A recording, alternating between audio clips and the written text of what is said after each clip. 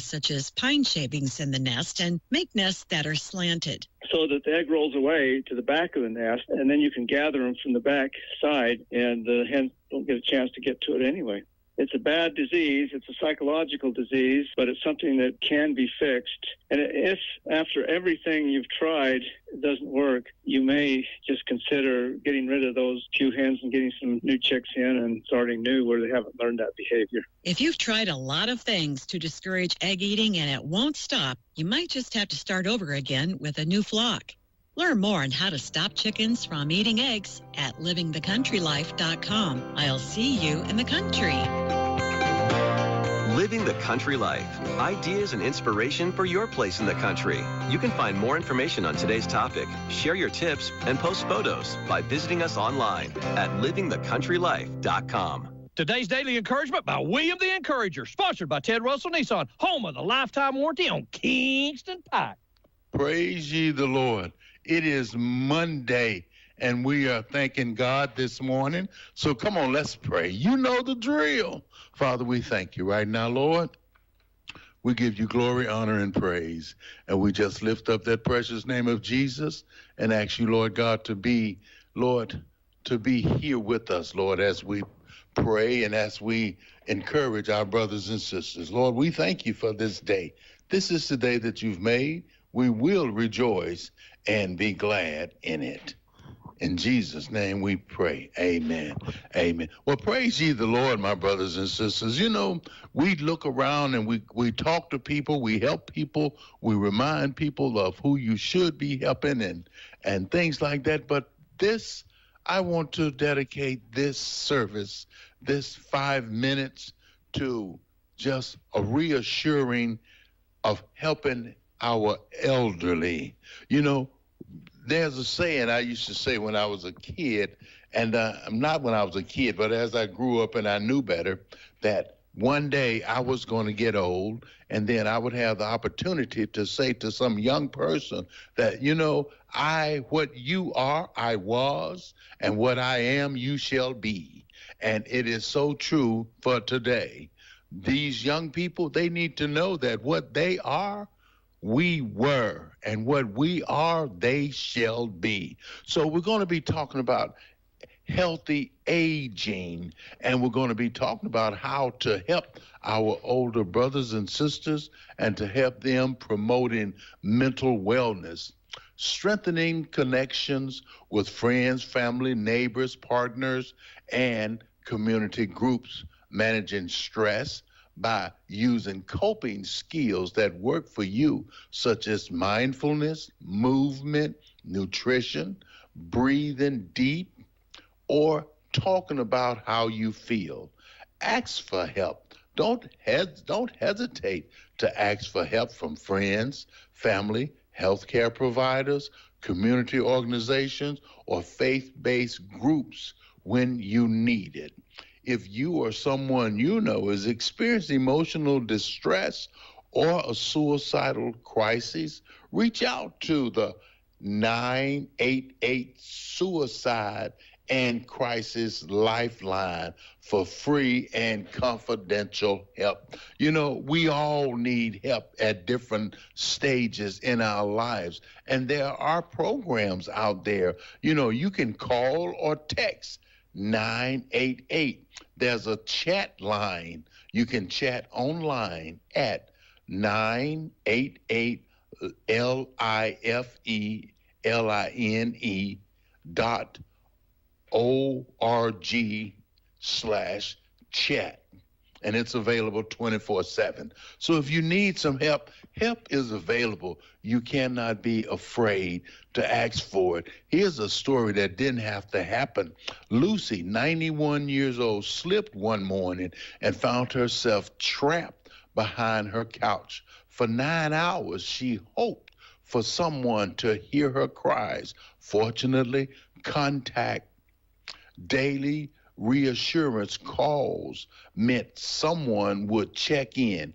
When she did not answer, contact safety plans went into action. Emergency service arrived 15 minutes later to help Lucy. So there are people out there will help, because sometimes reassurance offers a simple human touch that day. Contact.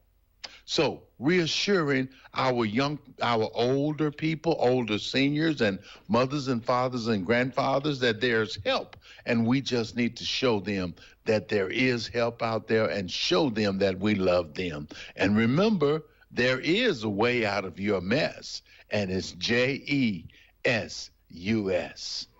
Where can you buy a brand new Nissan with a lifetime warranty? Kingston Pike. Hey, folks, Gerald Anderson with Ted Russell Nissan. You heard it right. Every new Ted Russell Nissan comes with a lifetime warranty, and that's a long, long time. Ted Russell Nissan on Kingston Pike.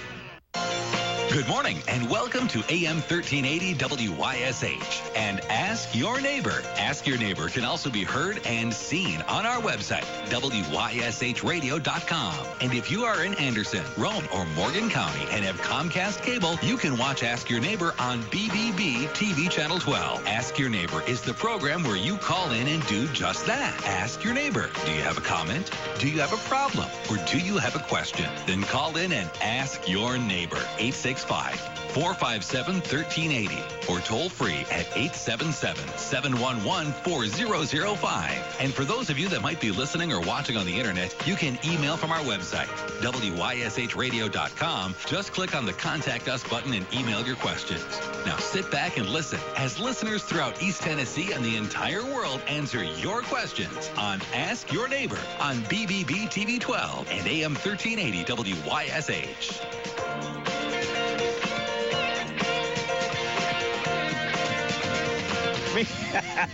Me and David was getting started without y'all. Yeah, we was ready to roll, man. We'll go back into it. Good morning, everybody. It's Ask Your Neighbor. I told you that starting today, David Queener was going to come in here with us. Mondays with David the third Monday of the month. I said we call it Queener's Corner. We'll call it whatever you want to call it. We'll Ask Your Neighbor with David, Big Dave. Queener's Dummies or something. I don't know, man.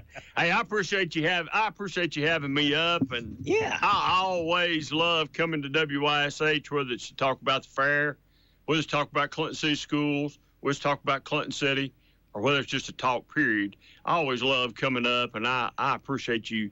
First of all, asking me to do this, yeah. And it's I told you when I come in, I said, well, I wasn't going to let you outbeat me on the coat today. I was going to outdo you on the coat. You got the pink jacket. But I said I didn't bring a guitar. I'm not able to play the guitar, and I don't sing. So, most of the people said over here that come in, bring a guitar, and they have a singer, and they sing, and they're out on the road, or they're doing something. I'm not as famous as David West or Barney or some of those people that you have up here, but I probably am just as famous as Barker and all those people. So equal billing. I'll put myself equal with those guys, but I do appreciate getting to come up and chat for 45 an hour, whatever you want to talk about. We'll talk about whatever, but I do appreciate it. First of all, I just want to say one thing. I want to tell everybody I appreciate everybody that's said a prayer for me, because my health has not really been good here recently, and I've had some health issues, and I appreciate all the prayers, and I would just ask for you to continue to pray for me. There you go. So that's the main thing. Let's start talking about the city. We were talking about it before we got on the air, and the mayor was jokingly, lovingly saying, David will probably come on here and correct me today. He was here Friday. Mayor Burton was here, so let's start there. What's going on in the city of Clinton, your city? Well, there's a lot going on in the city. We got a lot going on. I guess the biggest thing going on. Well, there's two big things I'll say that's big. Okay. Yep. One's a pool. Yep. And it's took forever, and it shouldn't have took forever. We should have fixed it a long time ago. We shouldn't have waited on grant money. We should have just borrowed the money and fixed the pool. That's one thing you and I were talking about. My question: could we have done that? Fixed the pool 3 years ago? I say yes. I say yes. There'll be somebody that will say no, and that's all right. But we should have fixed the pool a long time ago. But we waited around. Now, first of all, let me say this: when I ran a couple years ago, I didn't sign any piece of paper anywhere, nor did I make an agreement anywhere that I was for the city of Clinton being debt free. I'm all for us keeping debt under control and doing all that, but if the citizens, if we can provide it to the city of Clinton, and we've got to go out and borrow a little money to do it, by golly, let's go out and borrow a little money to do it. Let's go out and do the things what the people of Clinton want. So that's number one. I'm not for, because here's what I've seen about the city of Clinton trying to be debt free. Mm-hmm. You just keep putting it off, and you keep putting it off. And the next thing you know, it's been 3, 4, 5 years, and now you've got to do it. Yeah. It's like the bowling alley. Yeah. The people came about the bowling alley about 2 or 3 years ago and asked them to do some work on the bowling alley. Now, a lot of cities don't have bowling leagues. True. We do, and we have one that's pretty robust that goes, I think they bowl sometime during the week, during the day, the seniors do maybe, or there's a league, and then we have leagues in the afternoons, so we have a really robust bowling league. Okay. So eventually you've got to make repairs and bring things up to date. And that's what we're going to do tonight, I hope. We'll vote on it tonight to spend some money to redo some of the stuff at the bowling alley. Now, you look at the jewel building for the city of Clinton. Community center? It's the community center. Yeah. That's the jewel. That's the number one jewel building as far as it goes. And that building we need to do some updates down there, and we need to do some things. And if we have to borrow some money, I'll make the motion to borrow the money, because if it don't affect your pocketbook and it don't raise your taxes, you don't know. As long as it's within the budget, it's managed. It's managed, and that's what's been going on. But we got to quit putting things off. I mean, not paving the parks in 30 years or ever how long. We've got all of our parks need to be paved. Yeah. Today, all of our walking trails need to be paved today, not a year from now, or let's not wait till we're debt free a year from now and there's some money coming up, because we'll have to have that money. We'll have to have it for something. And you just keep putting it off. If you postpone doing the pool, and then you postpone doing the trails and whatever, when it all does hit, if it all hits at the same time, you're still in a mess. And you can't take all of your undesignated fund balance and say, you can have a healthy fund balance. Sure. You can have $10 million, and we're going to spend $10 million.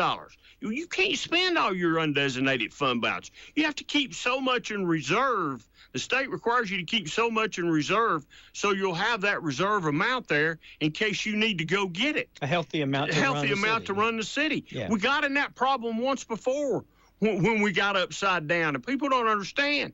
You talk about it and they say, well, what? We were this close. We were this close to the state of Tennessee taking the city of Clinton over. We almost were bankrupt. Yeah. But we're not today, and those guys on council that prior to me have done a really good job. But when I ran as a city councilman for the employees. I ran that I'm going to fight for the employees. And I have hated, and I've told you this, I've hated every minute of being on city council. You did. You said you'd rather be on school board. I've hated every minute of being on city council. Okay? Because I can only tell you one thing that I've actually accomplished on city council. Okay. One. And we have given the employees, after this time, a healthy raise for the last 3 years, and it'll be around 20-some% over the 3-year period. And we've given, and we just didn't give it to the police and fire. We looked at them, and there's been adjustments made there. We give it to everybody in the city. Yeah. Everybody. I made the motion, and I asked, is everybody getting this raise? I wanted everybody to get this raise as it went in. And we've raised our pay, and I think our pay is competitive. Not only that, we're still paying for your health insurance, folks. It's a big deal. Go out here, just walk out the door, call Barney, ask him what insurance costs. Yeah. Get him to quote you a price for family coverage and see how much that is. Yeah. You will, if it don't shock you, there's something wrong with your brain. Shocking. It is shocking what it costs. So it's a good compensation It's a good compensation package. Yeah. You still get, I don't know how many weeks vacation you get after you've been there so long. It's changed a little bit, but you still get your vacation. You still get, there's chance for overtime and all that. So we're pretty competitive in things, but That's the only thing. You know, I roll back to the school board, and you say, well, what'd you do on the school board that you feel good about? Well, we built 2 additions on it, 2 different schools. Yeah. No money asked for from the city. We didn't ask for a dime. Yep. Not one dime. We didn't raise your taxes, not one dime. Nope. We hired one of the best school superintendents in the country. I didn't say in the state, folks. I said in the country. Kelly Johnson's one of the best school superintendents in the country. Yep. She's fantastic. Runs a great ship down there, and we have a great school system. Amen. So I can look at that, and I can look at things, and you can see things at the schools. You can't really see them at the city, because I feel like we're spinning our wheels at the city, because it's like we don't ever do anything. We talk a good game, but we don't do a good game. Is the reluctance because to get to that fiscal responsibility? Reluctance is to get the reluctance is to get debt free. I could care less about being debt free. Because if you're trying to get debt free, you're putting something on the back burner and you're not doing it. Now, I heard the mayor say this, okay, and here's where I disagree with him. I think the fire chief would disagree with him. I even think the city manager would disagree with him. It's time for us to do our obligation at the interstate and build the fire hall. Yeah. Okay? Now, with that comes some other things that we'll have to have some employees up there and a new truck up there. And people say, and, you know, they would always say, well, why do we need a new truck? Why do we need these new trucks for? Well, let me tell you why we need these new trucks. When you're getting all these new trucks and you got all this good equipment, that affects your ISO rating. Yeah. And your ISO rating affects your insurance. And our ISO rating is really low right now, which that affects and saves you money on your insurance. Sure. It probably saves you enough money on your insurance that it's enough that it offsets what your little city taxes are. Probably. So it saves you big bucks. So we've got all this new equipment. It's time for us to we told them when we did that up there, we'd put a fire hall up there. Mm-hmm. Now I know there's some things in the loop that where the county's looking at building a emergency management center up there, and they've got some things, and we've got a joint thing with them, and a fire hall could go in that, but I don't know where that stands right now. That's something that the county mayor and the EMA director, Bryce Kittle, would have to answer where that stands and if that's ready to get kicked off the ground. Whether it's ready to get kicked off the ground or not, I don't care, because I think we need to build a fire hall up there and go ahead and do our obligation and build the fire hall up there, and that be the next step in the process. How long ago that's been? I probably should have called and asked. How long Master ago? plan's a long time. It's been a while. 15 years, maybe longer. 10, 20. Who knows? It was longer than that. It was pre-WIMP, wasn't it? Yeah, it's been a long time. But, you know, we made an agreement. We need to go ahead and build a fire hall up there, yeah. and do it. You know, there's just some things in life, Ron, you got to do. Yeah. You just gotta do them. And we're gonna, as long as I'm on there, we're gonna manage the money right, or we're gonna try to manage it right, and we're gonna try to keep your taxes low. And I told people when I ran, I'd only raise taxes for 2 or 3 things. One is for police or fire, and the other one is for the schools. Yeah. That's the only thing I would consider raising your taxes for. Now, there could be an emergency come up that Sure. you might have that situation that you would have to look at. But that's the only 3 really big incidents that I would consider raising taxes for. It's your opinion. You can do all the stuff you're talking about right now. We don't need to raise taxes because we've got funds. We got funds, or we borrow the money, and we're going to pay debt off. So if you're paying debt off, you can go out and borrow some funds and be able to do the things you need to do. It's not like, you know, a debt comes off and the money, you know, you can say, well, that's so much money. I heard the mayor quote some figure of $1 million. Well, yeah, that $1 million is there, but it's going to take a little bit more than that to do something. But you could borrow the money and use some of that money to pay the debt. It's really no big deal. Those guys have done a good job when I say guys, I'm going to say previous councils, done a good job lining us up to be in this situation. Or if we have to borrow some money, we'll have money to pay for, you know, can be paid for. So I'm just not the debt-free guy. I'm not that guy. Like I said, I didn't run on that. I don't think I got elected because I did not get elected because I didn't say, well, we're going to be debt-free. Sure. I just don't think that that just don't bother me. What do you think? When the mayor was here, I was talking about response times. He was talking about that we're only 4 minutes. Our response time is like 4 minutes from the fire station to get out to the interstate, and didn't think that we'd be annexing any more of those homes. We just keep what we had, because in the master plan, I think, unless it's requested of us, we can't go annex anybody anymore. They have to ask us. Like Glen Alpine, I think, at one time ran asked for a survey to be annexed, and more didn't want to than did. But what he was saying is, if we don't annex those houses, it's not our responsibility. And we still, our response time would be for wrecks and first emergency responders, which he felt like was okay. 4 minutes is a long time if your loved one's trapped in a car. Well, that's true. If you had a fire hall there and you are responding within less maybe than 2 minutes, it's a lot of difference. That's David, all right? That's me being we're having more automobile accidents right. up there. And you got to remember something. We have a high school up there that kids are coming out into crossing, multiple lanes of traffic. I know they work it in the mornings and they work it in the afternoons, but there's still accidents up there. And some of those accidents up there are very serious. And let's just go to the traffic light to bounce back from what you do. We're talking one thing. I know we're bouncing around a little bit, but let's just go to the traffic light down at Meredith Point. Okay. We've talked about that forever. Yep. We've talked about it forever.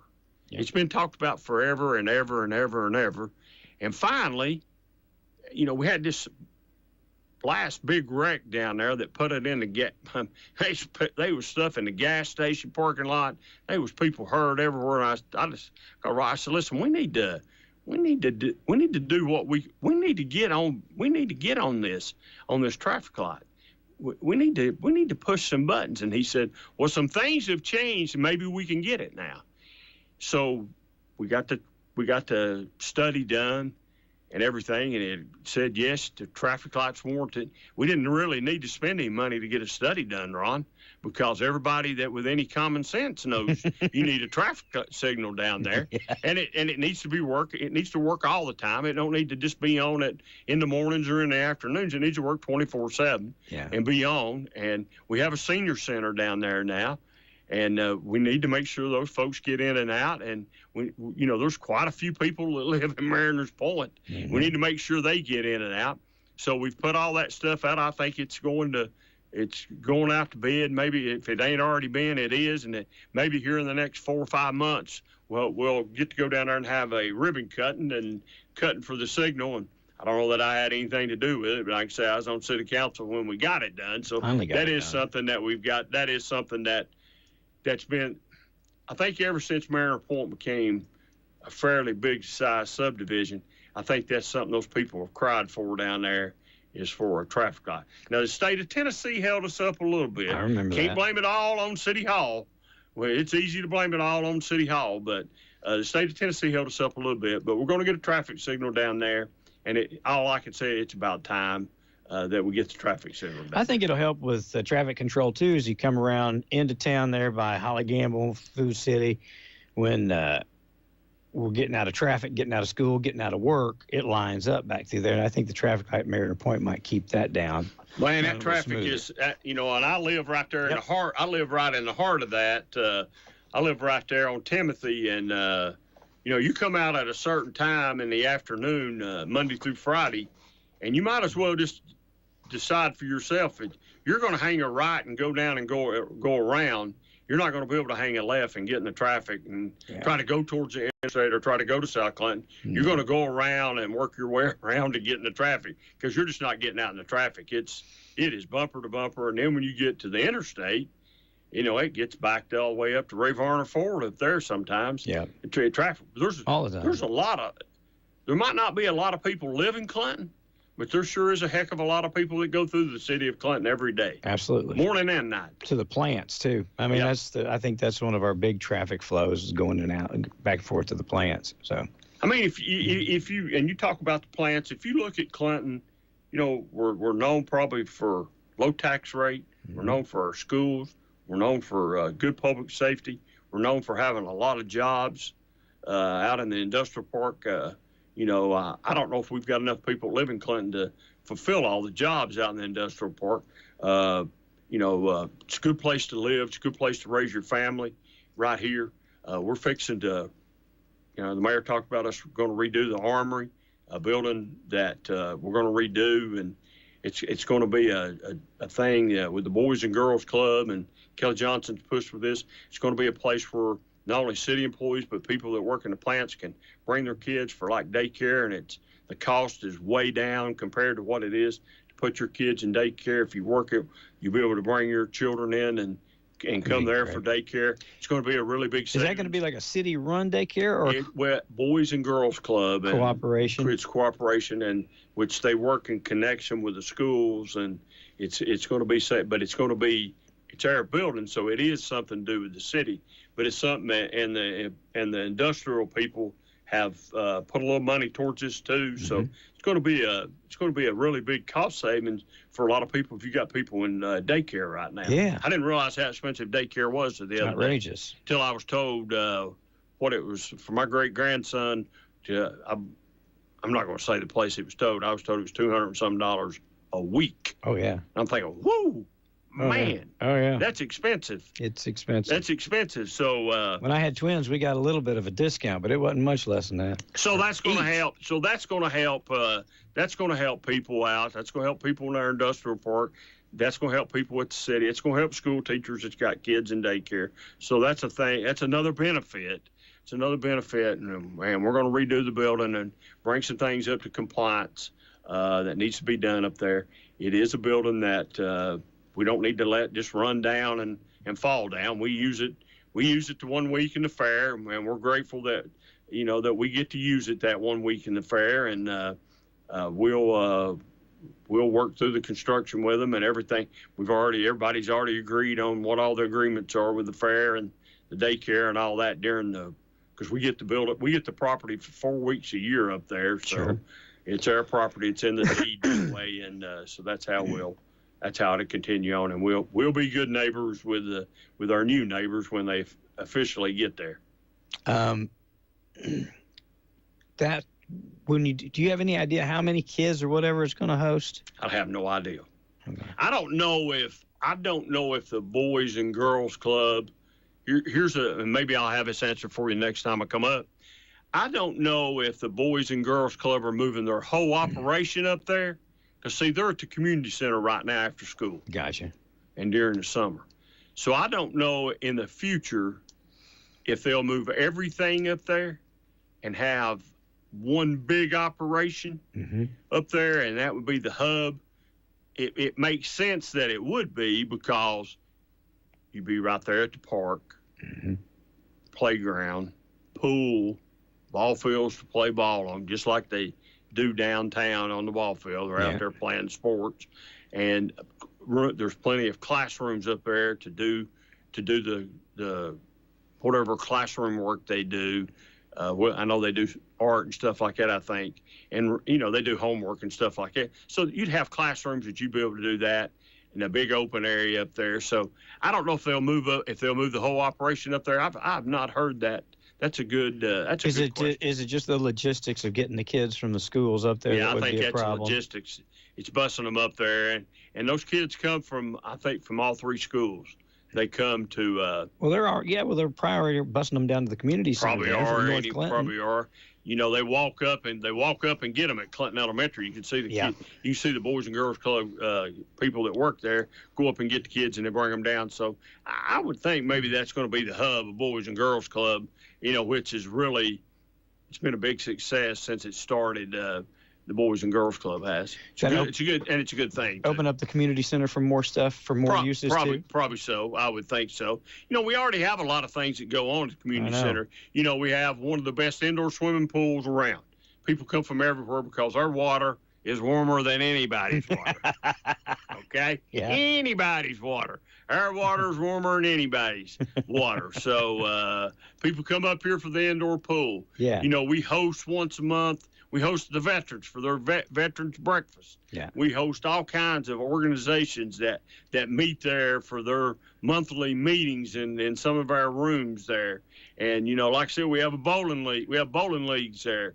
We do other things there. I think we still have some basketball that goes on there during the winter months. So there's activities going on at the community center all the time. Yep. And then we're open for, I'll call it free play basketball. You can call it whatever you want. I think there's still a time in the morning that you can go in and walk, and then there's time in the evening that you can go in and just play freestyle basketball. Just go in and have pickup basketball games and have that. James David also I take my son down there all the time. He drop him off and let him play ball. Let him play basketball. It's a good place to go play. Yes, it is. Also, we have a little indoor pickleball down there that goes on down at the community center. Yeah. That's something that I'm a big rah-rah guy of. That's something that I'll talk about down at Lakefront Park. Yeah. We did a few pickleball courts down at Lakefront Park. Yeah.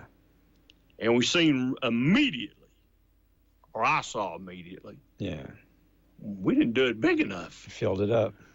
We didn't do it big enough. Yeah. So we're fixing to expand our pickleball courts down at Lakefront Park, and we'll have just as nice as pickleball courts as anybody around here. Now, you can say pickleball. I knew people like pickleball when I came by this winter, and it was 20-some degrees, and there was people out there playing pickleball. And it wasn't sunny outside that day. It was cloudy, but there was people playing pickleball. And I said, man, that's a sport right there people love. Yeah. But we're fixing to expand that. I think we've signed the contract. I don't know when it's going to happen. I think we had to get on the list. I don't think it'll be sometime in the fall before it happens. But we're going to expand our pickleball court, and it's going to be even bigger and better. So I came by last night and looked over as I was coming into town last night, and it looked like every pickleball court there was people everywhere over there. Yeah. I mean, there's times you just can't even get a parking place over there. It's full. We're fixing to have a big pickleball tournament over there. We've had one. Last year we had a big pickleball tournament down there. I think we're having another one down there. So a lot of people like to play pickleball. They enjoy it. And I'm glad we can offer that to, like I said, to our people here in Clinton to have a nice facility to go play pickleball and a nice park. And go play pickleball and take your kids to the splash pad at the same time. Yeah. We got a splash pad down there and some picnic tables down there with umbrellas over them. You can go down there and have a good old time, or go down there and play a little basketball too. I was going to say, you're doing a lot. There's a lot going on in the city. I mean, redoing the bowling alley. Just finished, or in the process of finishing, redoing J.C. Park Pool, all that up there. Getting ready to put in all new pickleball courts, or a bunch of other pickleball courts. Yeah, that sounds like we got a lot going on. The swimming pool's it's been a disaster. Yeah, it's been a hard way to go. It's been a hard way to go. It's just, it happened on the back end, right, in COVID and supply chain and all that, and different things, and it's just been one thing. And then we changed the size of the pool a little bit to help us out a little bit. We put a splash pad up there also. Yeah. I did hear the mayor say, I think Roger is talking about, we're going to open the pool this year. Sure. All right, the pool's going to be open. Gotcha. All right? Yep. Gotta open the pool. Pool's going to be open. Gotcha. Or if it's not, there'll be a city council meeting that goes 24 hours. I'll make sure of it. The pool's going to be open. Gotcha. We're opening the pool. And Rogers is talking about, as mentioned, I think he's in conversation with JB of keeping that pool open a little bit later on the weekend, maybe taking it a little bit deeper in the year, going into the year, and trying to keep the pool open just a little bit because the pool's been down for so long. Yeah. Let's try to keep the pool open, keep the splash pad open. Let's try to keep it going just a little bit longer so we can let people, have a chance to come to the new pool and check it out. I think it's really going to be nice when it is completed and when it's done. And it's going to be like Market Street, Ron. We're going to go through some growing pains on Market Street, but when it's completed and when it's done, Market Street's going to be nice. Yeah. It's going to be nice. There's going to be people who want to come down there and have their businesses down there along with everybody that's already knows it's all right. Yeah. And it's going to be, I think, what a lot of people have dreamed about. Wanted and worked toward. Wanted and worked toward. Yeah. And I say that I'm referencing you. There's going to be some restaurants down there. There's already some places down there. There's going to be a sports bar down there. Hamrick's is going. Percadelli's. I'm gonna call it Percadelli's. It'll always be Percadelli's to me. But he's fixing to open up down there. Big time restaurant. That's it. We've got 2 or 3 other little places down there that's already down there. And when Hatmaker gets his brewery thing down there, I think that's going to be a great asset. I think that's all going to come together. And I think when you look at it, you'll look at us and say, we're a small version of Knoxville. We're a small version of what some of the places that are over in Knoxville, where you can go do a little shopping at some unique places, do a little antiquing, maybe get you a little bite to eat, maybe do a few little different things. Yeah. And Clinton will be a really good place to come to. Hang on, let me see if this is for us real quick. Jay's not here to answer the phone. You calling with a question or comment for Ask Your Neighbor this morning? Yes, sir. I was calling about the extra pickleball courts. Yeah. What about them? I think it's a great idea. The mayor actually called me about using my coach tennis around the county here. But, I think it's a great idea. There was a couple things I'd like to mention on the courts, and the ones over at JC, the surface, either somebody has done this with a pocket knife or something, but they're already peeling up the surface over there on the tennis courts. Okay. In the middle, I think it's the 3rd court. And the place over where the pickleball courts are now, if you go up on those surfaces, there's some issues there. I just want to make sure they, maybe look at another contractor or find out why brand new courts are already cracking and peeling and stuff. And it's just a lot of money to cover that. And I know they're aware of that, but evidently something's happened because it's the way it is. All right. If you go over there and look at them, you'll be surprised that, they look good from a distance, and that's awesome. We're real lucky to have it. The parks are awesome. I think this is a great place to raise your kids. But I'm just saying about the surfacing, there's more companies than the one that did it. All right. Thank you. That's yes, sir. You guys have a great day. Appreciate you. You too. Bye-bye. Bye-bye. Well, heard anything about that? I'm really shocked that he's called and said that, and I'll tell you why. My son's a big pickleball player, and he's on me about everything down there, so I'll have to ask him about that and see what the deal is, because I'm sure he can tell me, but he's a big pickleball player, so and he'll he's know into the pickleball thing, and I'll have to ask about that and check on that. I don't know about up to JC Park. I'll try to ask our recreation director, JB, if he can check that out. In fact, I'll see him here in 4 or 5 hours. Okay. And at the city council meeting tonight, and I'll ask him and see if I can get an answer to that. If somebody's doing some damage, they need to increase police presence up there a little bit, and see if somebody's doing some vandalizing. I think we might have some cameras up there even. Oh, that's good. And see if we can see somebody that's vandalizing.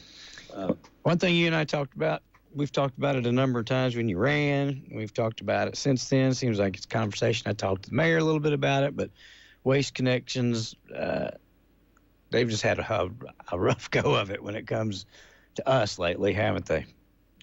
They have, and I don't know if redesigning the schedule and remapping it is going to be the thing. I don't know if that's going to. I don't know if that's going to take care of the problem. I hope it does. Because as I told you, I got a phone call from an individual that said, I'd like to know why my garbage can, David, is sitting in the middle of the street. And I had to answer back, Mother, I don't know. Okay? And my mother's 90 years old almost, here in just a few weeks. And I called Roger and said, my 90-year-old mother don't need to be getting her garbage can out of the middle of the street. And he said, I agree with you exactly. Yeah. And nobody else's 90-year-old mother, nobody else's 30-year-old mother needs to be done. And I don't care what age you are. If they can pick it up off the curb, I can't say what I really want to say, but put it back on the curb, okay? And it has been a problem. And, you can say, well, if all you got to do is worry about garbage cans and chickens, man, you ain't got much to worry about. But those are big issues to somebody. To the people that they're concerned with, yeah. They're big issues. Yeah.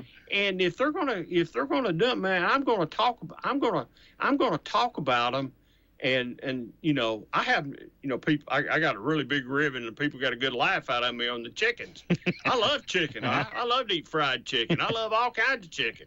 I love eating eggs and stuff like that. But I took a. You'd think, man, I took a huge hit on the chicken thing. But I had a bunch of people said, we don't want chicken coops in our neighbors' backyards as close as we live. Yeah. We just don't want that. So that's all I had to hear. I've listened to what, you know. I can honestly say I've listened to what the constituents have had to say. I'm not saying we've won out on everything, because we've not. But this garbage thing is really, it sort of went upside down, just to be honest with you. And I don't know whose fault it is. I don't know if it's the city's fault, or I don't know if it's Waste Connection's fault. I don't know if it's our fault because we've been with them so long that we've maybe looked the other way on a few things. I'm not saying we have, but we've been with them a long time, and we've had really good service out of them for a long time. And, you know, eventually people retire. And eventually after they retire, they're gone, they die off and everything else. And that's basically what happened here.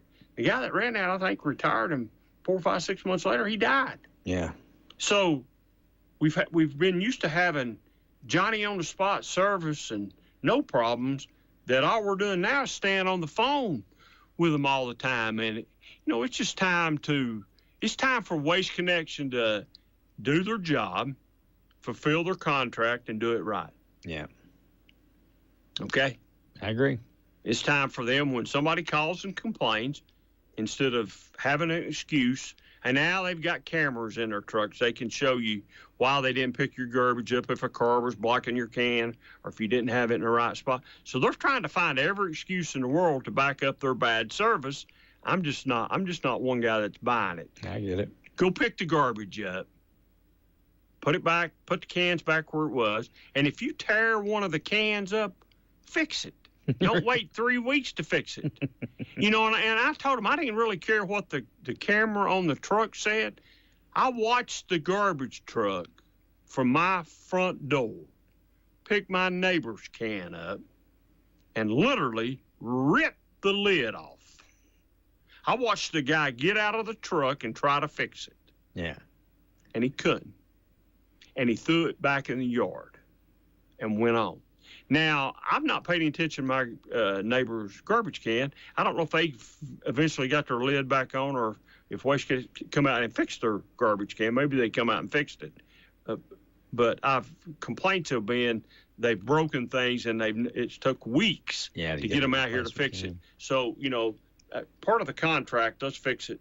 And, you know, when we first come out with the blue garbage cans, they were the most hated items that I've ever seen in my life. Everybody and their brother talked about the blue garbage cans. They hated those cans, and, you know, we didn't have no choice but to go to those blue garbage cans, because that's the system Waste Connection wanted to go to. But I can say this much: it's not working very well. I did hear the mayor say I think they're going to get a second truck. He said that they're going to get a second truck and then try and redo their days, you know, recalculate their routes so that they're more efficient or what have you. But setting the stuff down in the road, stuff like that, that's just to get lazy and pull out. I don't understand how you pick it up off the curb and it gets in the road. I don't understand how that happens. And, you know, I guess I just need to be watching to see how it happens, but I'm tired of being on garbage can duty, as you say. I don't want to be on garbage can duty anymore, you know. Let me see if this is a call for us, Dave. Good morning. Are you calling for a question or a comment on Ask Your Neighbor today? Yes, I am. All right. I live on Ridgeview Drive in South Clifton. Yes, sir. And this ain't nothing but a speedway. And we need a stop sign out here, 3 stop signs out here at the Harbor Drive. Harbor, and they can't justify it. I've called about it, and but anyway, this people walking on the road have to jump out in the ditch if they're walking, you know, because everybody's speeding down through here. It's ridiculous. You can't get on the road, And, I have to back in my driveway before I can get out, because if you back out in the road, you could get run over. But, they come through here just too fast, And I know, Joe, we talked about this, but they did put that stop sign there up behind South Clinton Community Center right there on Ridgeview. Put that one up there. That helps a little bit. Well, it don't help down here, because when they turn over the hill here at the church, man, they're wide open, and where's he saying? You think they're going on down in the valley, and they come down here and blow up and stop and go down the Hidden Harbor, and it's just ridiculous, We don't have sidewalks, for people to walk, and they sure ain't no trick-or-treaters out here, so, because they're afraid to let their kids out, It's on the left-hand side going toward Harbor. It's just getting ridiculous, it's, they run just wide open through here, and it needs to be stopped somewhere. The city set the church, and everybody slowed down while they're there, but that's about 15 minutes a day or something. So hey sir, where did you ask for a stop sign? And Harbor Drive and Ridgeview. Right there, right there at Hidden Harbor, and need a three-way right there, really, because they come up the valley there, and I mean wide open, and if somebody get killed, you can't see when you're coming out of Hidden Harbor. If you pull out of Hidden Harbor, you look back over the hill on Ridgeview. Yeah. So that would be a good place for a stop sign. Well, let me make a suggestion on the speeding. Call the police department and report it, and maybe we can get to... Buddy, I have called the police 2 or 3 times, and they'll come out here and sit 15, 20 minutes, and they're gone, so... Yeah, well, they sometimes have to leave. They can't stay forever, but, they have... Are there times of the day it's worse than the others, Yeah, Joe? there are times. Pardon me? Is there a time of the day that it's worse than other times? Oh, yeah. It's, evening, from 2:30 till 6 o'clock, Gotcha. They're buzzing down through here, so... Well, maybe they could focus on that. Maybe we can get one of our signs put over there. I'm sitting on the porch now, and so, I'm watching traffic, so... but anyway... I'll mention that. I'll mention that to the police chief this evening and to the city manager. I've already called. Well, I've called them several times, but and. Well, let me call them once. I have to do it. Okay, I appreciate it. We need something to slow them down here. We'll see what we can do for you. Thank you, Joe. Have a good day, sir. All right. You too. Bye-bye. That's Joe Dewey. He lives out. I know where he lives, I think. I think little I know rancher back up. Yeah, I think I know where he's at over there. And it is true if you're coming out of Harbor Drive, you know what I mean? If you've come up there from the river and you're getting ready to turn onto Ridgeview, you can't see to your right because it's down a hill. You just kind of have to look at the road way back up the hill and hope nobody's down in the gully. Yeah, I'll mention that this evening and see what maybe they've got some things that we have them spread out all over town. They're on speed limit signs, and it tells you your speed, and that helps with slowing cars down some. Yeah. And we go in and do some things. I'll see if we maybe could get one of them moved over there in the near future. That might work. Whoever was calling, we were going to take your calls. Trash can speeding, speed bumps. There's a policy on that now. On speed bumps, right? There's a policy on the speed bumps that you got to go out if your neighborhood's really wanting speed humps. You got to go out and get the paperwork from the city, get the signatures. Then we'll do a study to see and look at it, and then we'll come back and maybe it's thumbs up or thumbs down it. But you have to go out and get the signatures. I think there's got to be so many signatures on there out of ever how many houses it affects in that area.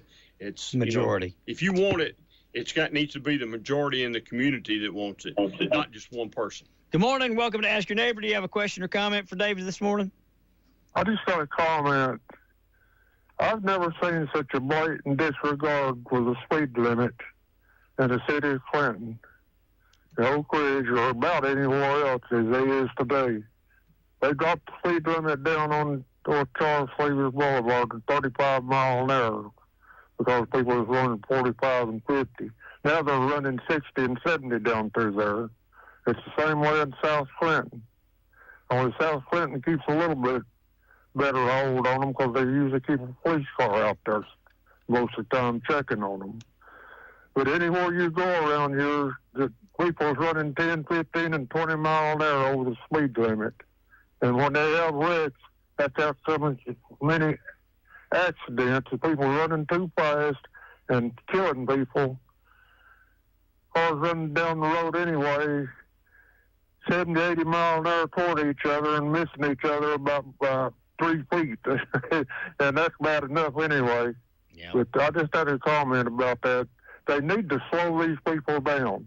I know they can't be everywhere all the time, but if they don't slow them down, things is really getting out of hand.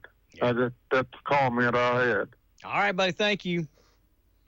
Bye-bye. Well, I know they work radar. I know they work radar every day. I mean, I think it's more of a social issue. People are always in a hurry to get somewhere all the time. It doesn't matter if they're driving through Clinton or driving through Knoxville or driving through La Follette. There's always somebody that's in a way more big hurry than I am. Yeah, and then people, you can. I always used to say you can write 100 tickets today, and tomorrow you can write 100 more. Yeah. And you probably won't get repeats when you do it, and you can be out there. And I know those guys and girls they're doing with everything else that comes along. Not only doing traffic enforcement, they got to do everything else too. Sure. So it's not just we're going to write tickets today. That's all we're going to do. We're not doing nothing else. We're not going to answer calls. They got to answer calls and do all the other things they got to do. So I think they do a fairly good job. I agree with them. There is some speeding that goes on, but that's probably anywhere. You just go work it. Yeah. Well, and I think try to slow it down the best you can. I think, I heard police officers say they put their cars out and they go out and set, not always just to trap people with radar, but so that you see them and you do slow down, because at the end of the day, they'd rather you just slow down and be safe than have to give you a ticket anyway. So if you really look at it, you could have 10 cars speeding, but you're only going to get one of them. Yeah. So you're only going to, there's going to be 9 that's going to probably escape and not get caught. And yeah, you're right.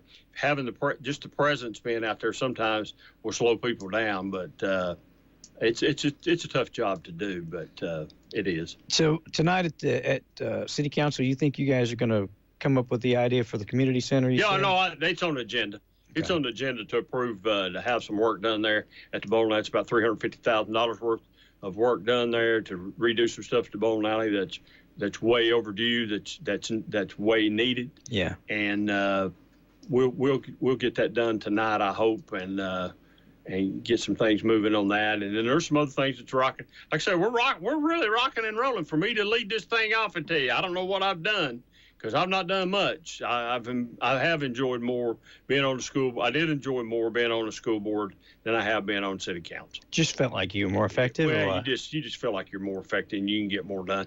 Now, I will say this.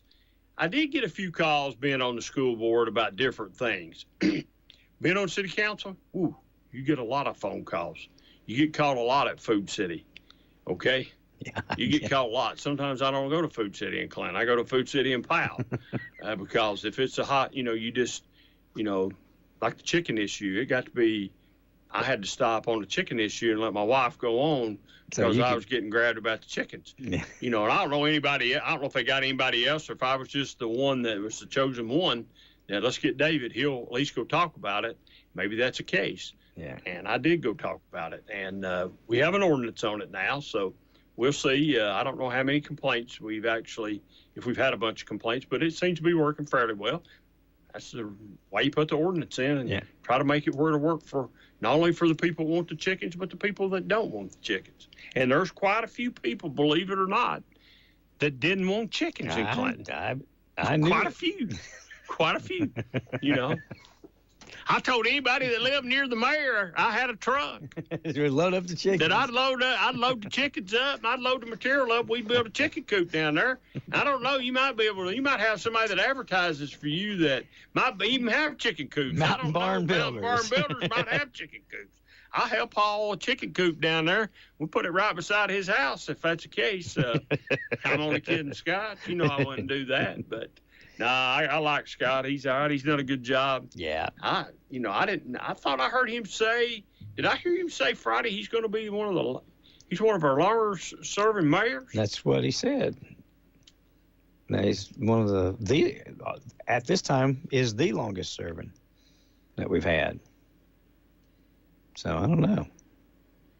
I'm trying to go back through mayors. Mayor Diggs. Who was before Mayor Diggs? Who was before Frank? Can you remember? Can't remember if it was Brian Hale. Was it Mr. Hale? Or it might have been Hud Polly. Hud Polly was mayor for a little while there. During Brian Hale was mayor. He went to CUB. He went to CUB, and then Hud Polly might have been mayor, and then Frank Diggs. I'm trying to think if Frank. I don't know how many terms Frank got elected. I don't know. Frank. A number. And he was there for a while. Somewhere Kathy Brown was in there. Her being the mayor. Yeah. Then Wimp. Yeah. Wimp was in from, 2000 to 2009. Wimp was in 2 terms, wasn't he? Yeah, two 4-year terms, from 2000 to 2008. That's what it was. Yeah. Yeah, I think Frank, I'm just trying to remember, but yeah, Scott, that's what Scott said. He well, let's see, as just an employee, I've worked for Byron Hale, Hud Polly, I'm trying to think of his name, over in South Clinton. He was mayor for just a little while in between. I can't remember his name. Harry Patton. Harry Patton, yeah. Harry was vice mayor, and then he was mayor, yes. I think he filled the term of somebody's. I think when Frank passed away. Frank passed away. He filled the term. Yeah. Then Wimp, I worked for Kathy Brown when she was a mayor.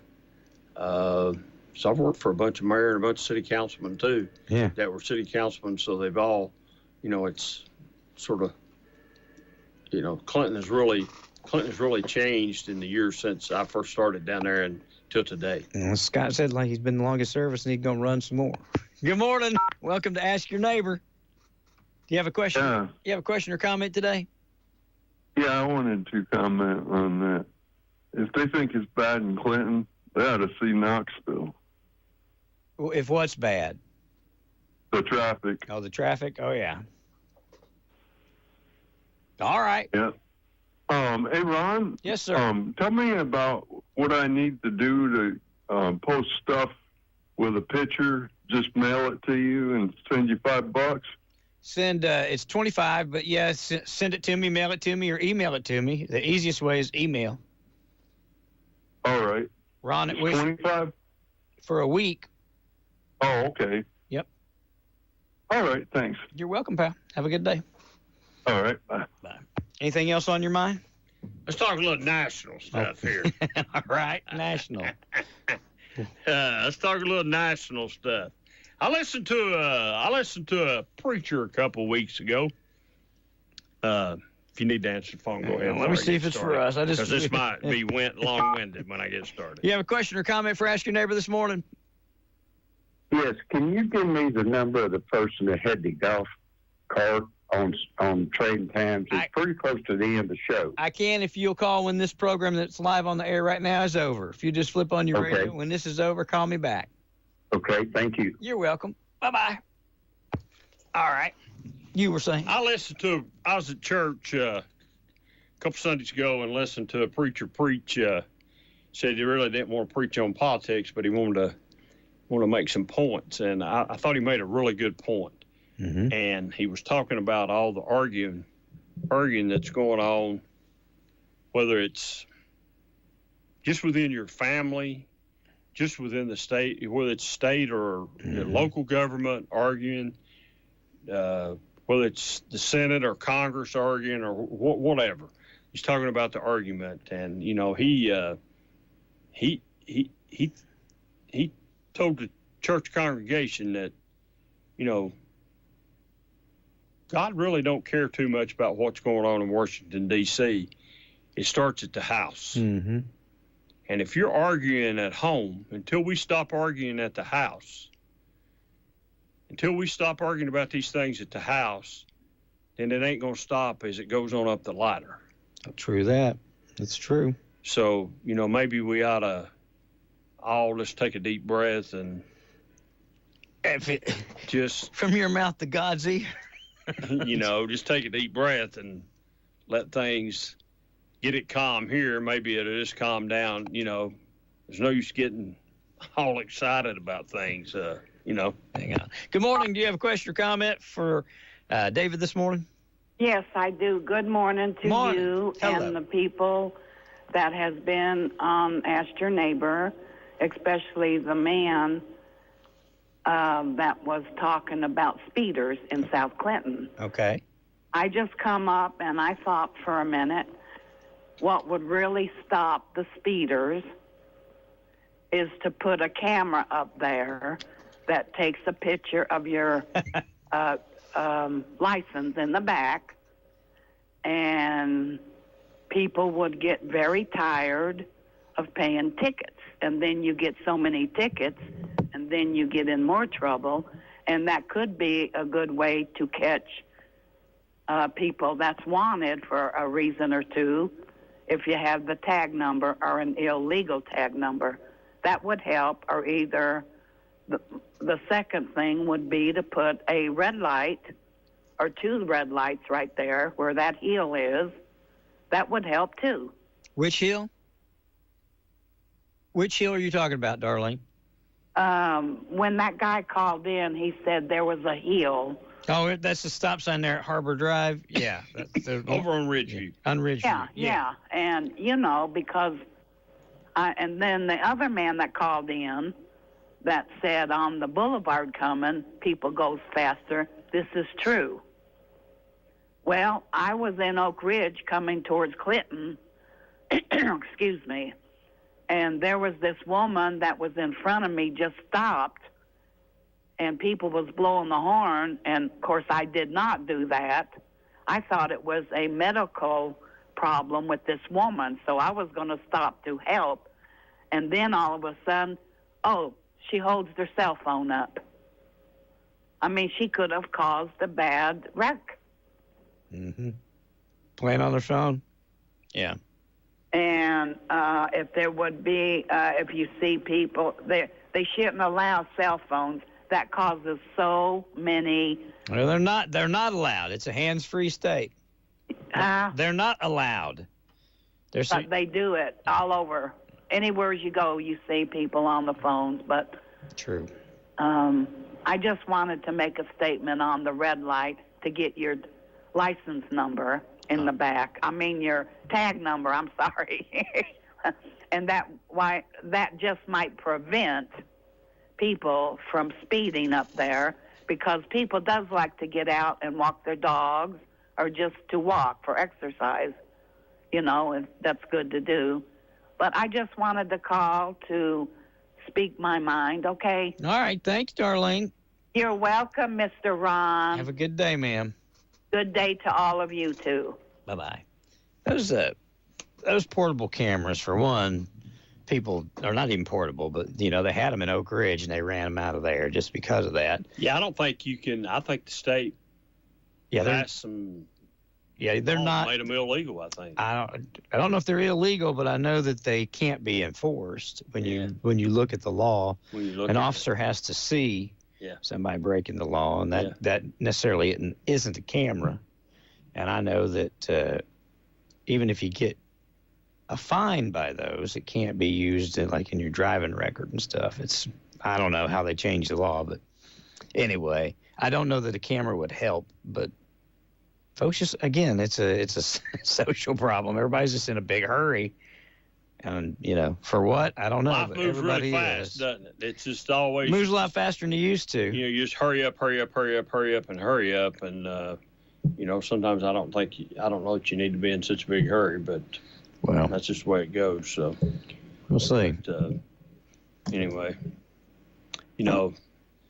talking about national politics, man, it's so messed up. I am cautiously optimistic. I'm waiting to see if they get this bill done that they're doing. That's supposed to have it done today or get it through Congress today. Be interesting to see what really comes out of it. No tax on tips, no tax on overtime. I think no tax on Social Security or lessening it. trying to get all that done. I'd like to see what happens with that. Good morning. Ask your neighbor. Do you have a question or comment? Yeah, I'd like to comment on that speed. Most reason people does that is just to be rebellious. Okay. Put up a sign that says 30 miles an hour. They'll want to go 50 or 40. And that's the trouble in the whole country now, is too much rebellion. Okay. Rebel against God, rebel against God's teaching and everything. And if people turn back to God and start doing what God wants them to, they won't be rebelling all the time. Thank you, and bye. Thank you, buddy. Bye-bye. Good point. Yes, it is good. So, how you feel about that? No taxes on tips, and I think it was tips, overtime, Social Security, things like that. I think that the federal government could run this country just off of the sales tax that we generate. They wouldn't need property tax. They wouldn't need a lot of the taxes that they've got on income. They could live off the sales tax. But that's that'll never happen. What I'm basically looking at right now is to see what they do to Medicare, Medicaid, if they make some big cuts. They promise not to make any cuts to that. If they're making cuts because people's on there that are able and need to be working and all that in order to be on there, I'm all for that. Yeah. But to take people off that actually needs those services, I'm against that. I don't think we ought to whack things that people actually need, Well, I have to wait and see. That I think that it would be, for whatever party, it would be a nail in the coffin to start messing with it, to take, to start taking away services.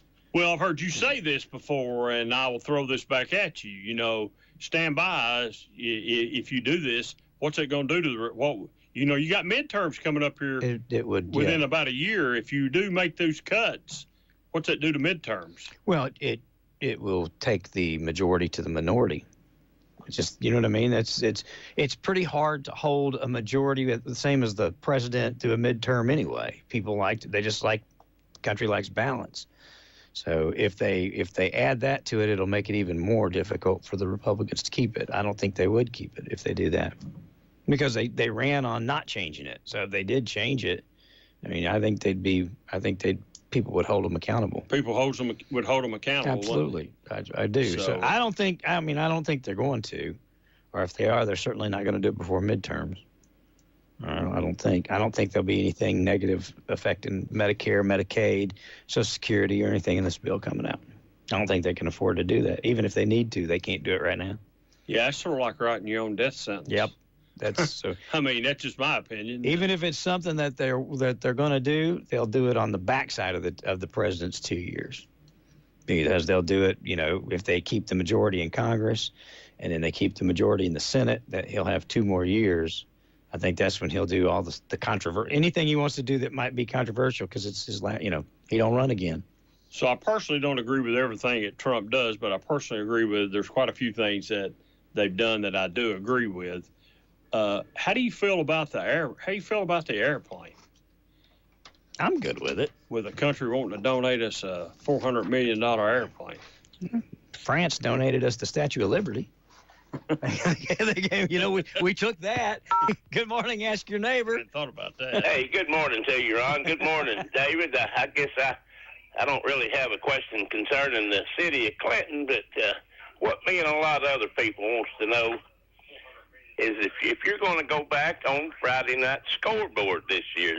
There you go. I love Jonathan Cox and everything, but ain't nobody pull anybody's change like you get them going on Friday nights. But I'll hang up and listen. I'd like to see you come back, brother. See you back. Thanks, Mike. I appreciate it. Bye. Well, you need to call Brad Jones about that. He fired me, and he did not he fired me. And I told people I wanted an NIL deal out of that. I asked for 2 bottles of water, and he said 1. So I got fired. So so Brad fired me and wouldn't let me come. He told me I can't come back. So I hadn't really thought nothing about it, just to be honest with you. I enjoyed I love Channel 12. Yeah. I love being on Channel 12. I'd really like to get Brad to come. I don't know if we could get him up here.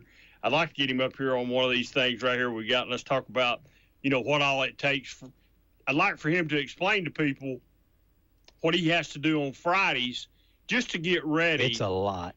What he has to do to get ready, and maybe I can con him into coming up, have him as a guest on one of my Mondays, and we'll have him up and let's talk about. We'll talk a little football, but we'll talk about getting him up for high school football because he starts earlier in the week and he preps all week getting ready, to pull that thing off on Friday night. And man, it's no easy. I don't know everything he does. I only know a small portion. But it's a big task for what he does. I mean, It's not like you just walk in and sit down and say, hey, here's two dummies that's going to talk for the next 3 or 4 hours and talk about high school football because he got rid of them two dummies, me and Ron Berry. Now he's got two smart people that's intelligent enough to talk about high school football. So maybe we can get Brad to come up here and sit down with us, and we'll talk a little bit about, what he pours into. But man, Brad does. That's just a lot of work for Friday night. People don't understand it. We're happy. Most communities don't have like we have, where you've got like the school system can cover Clinton and Anderson County from time to time live, and Brad, Cofield, Wartburg, all the schools that he covers. That's what I'm saying. Look at where he's going. I mean, he's going to Cofield, Wartburg. He's going to Midway. He's going to Harriman, Rockwood. He's going to Kingston. Mm-hmm. He even has ventured over as far as Powell. He's traveled, I think, with Clinton when Clinton went down. I can't remember where they went and played. He went with Anderson County. Maybe it was this year on a playoff game way down. Yeah, they had a playoff game, and he travels everywhere to bring all that stuff back here. Yep. So not only are we fortunate to have Brad, but we're fortunate to have Anderson County Schools do what you just said. Yeah. And we're also, there's not many places around still has radio. No. That you can listen to your high school football on radio anymore. I know there's not any that have girls flag football that we did last week. How did that go? It went good. It went good. Gamble girl is a athlete and a half. She was the dominant source on the girls team, whether she was playing quarterback or what. She switched up a couple positions. Addie, I believe is her name, Addie Gamble. But it was fun. It was kind of a test run for Clinton. They I can't remember if it's Knox West. That's who it was, but Clinton's going to have their TSSAA sanctioned team next year, so this is kind of just like a exhibition game to kind of get started. So I don't know. It was kind of fun. It was different. It was, you're sitting there calling girls' names out that are running the ball and blocking. It's pretty. It's a little bit different. It was different, and it plus we kind of bundled everything together because we had that game and we had the boys' spring game against Carter, I believe it was. I know you had the new head football coach on. I listened to him the other day. Yeah. Young man. I'll say that much. When he walked in, it was like I was back talking to one of the kids on the team. He's 24. He's a young man. We'll see. I mean, everybody deserves a chance and deserves an opportunity. He's got a big job. I mean, I heard him say, about they're in a completely different. Well, it's a district or a region. I don't know which it is now. But, they're over there now with, I think, West and Powell and all those guys. It's going to be a tough year. Those are some powerhouse teams that's won state championships. West was back-to-back until last year. So there's some powerhouse teams over there that Clinton's back to where they used to be a long time ago playing Powell and West. So we'll see. I did hear some good things about out of this spring. Boys are bigger. Spring and stuff like that, and he's excited. I'm sure he can relate a little bit to the kids, and maybe he can get. I was always told this: there's more talent walking the hallways than there is on the field on Friday night. Yeah, there's talent in the hallways. There's talent in the hallways. Mm-hmm. More than there is on Friday night on the football field. Well, maybe he can get some of that talent out and get it on the football field on Friday night. And maybe, I've always said this, I don't think Clinton's looking for a team to go 10-0 every year or make a deep playoff run. They're looking for a team to be competitive, get in the playoffs, and just compete and not and not get embarrassed. Yeah, I think that's what people's looking for. I agree. And we'll see what he does, but we got to give him a chance. He can't do it in 1 year probably. He'll have to have a couple years to see let some players come through and get some players through the system with him, and let's see what happens and see what kind of coaches he's got hired, if he's hired some good coaches, because your assistant coaches make you or break you, whether you want to believe that or not. So they actually do. Of course they do. Hey, one thing we've not talked about. What's that? We just talked briefly about big time politics, but school situation. The school situation. You're talking about the arrests that are made? Yeah. And so, all right, you're law enforcement. I've talked to a number of folks in law enforcement. When Russell finished his investigation, when they finished theirs, he was able to tell us that they had turned over eight recommendations to go to the grand jury. So, and the two people that were charged didn't go to the grand jury. That wasn't the grand jury thing. That was the detectives swore out the statement. And yeah. So I don't know if that means there's 6 others. If the 8 that he found are wrapped into what would be 26 total counts between the two of them together. If it's wrapped into that, I don't know. I know that people got upset that we reported it, but I mean, I don't know anybody that saw everything that was going on and thought nobody's going to get in trouble for this. Somebody's going to get in trouble for changing grades. We'll see if there are any more to come or not. What do you think? Well, what you usually do when you have a case, you prepare the case and you take your case folder over to DA's office and you say, hey, I got XYZ on Ron and David and blah, blah, blah, and whoever else. And then the DA determines good case, but they will make the determination. It appears to me they decided maybe not to go to the grand jury. I don't know fully. I don't know if the grand jury's. I don't know the grand jury schedule anymore, when they meet or when they don't meet. So it don't make good sense to write warrants for 2 people and not write warrants for 6 people. Take part of them to the grand jury and part of them not to the grand jury. So I don't really understand if the DA has has said, you can charge these 2 people, but the others don't meet the criteria, or there's not enough evidence to prove something. So I don't really know.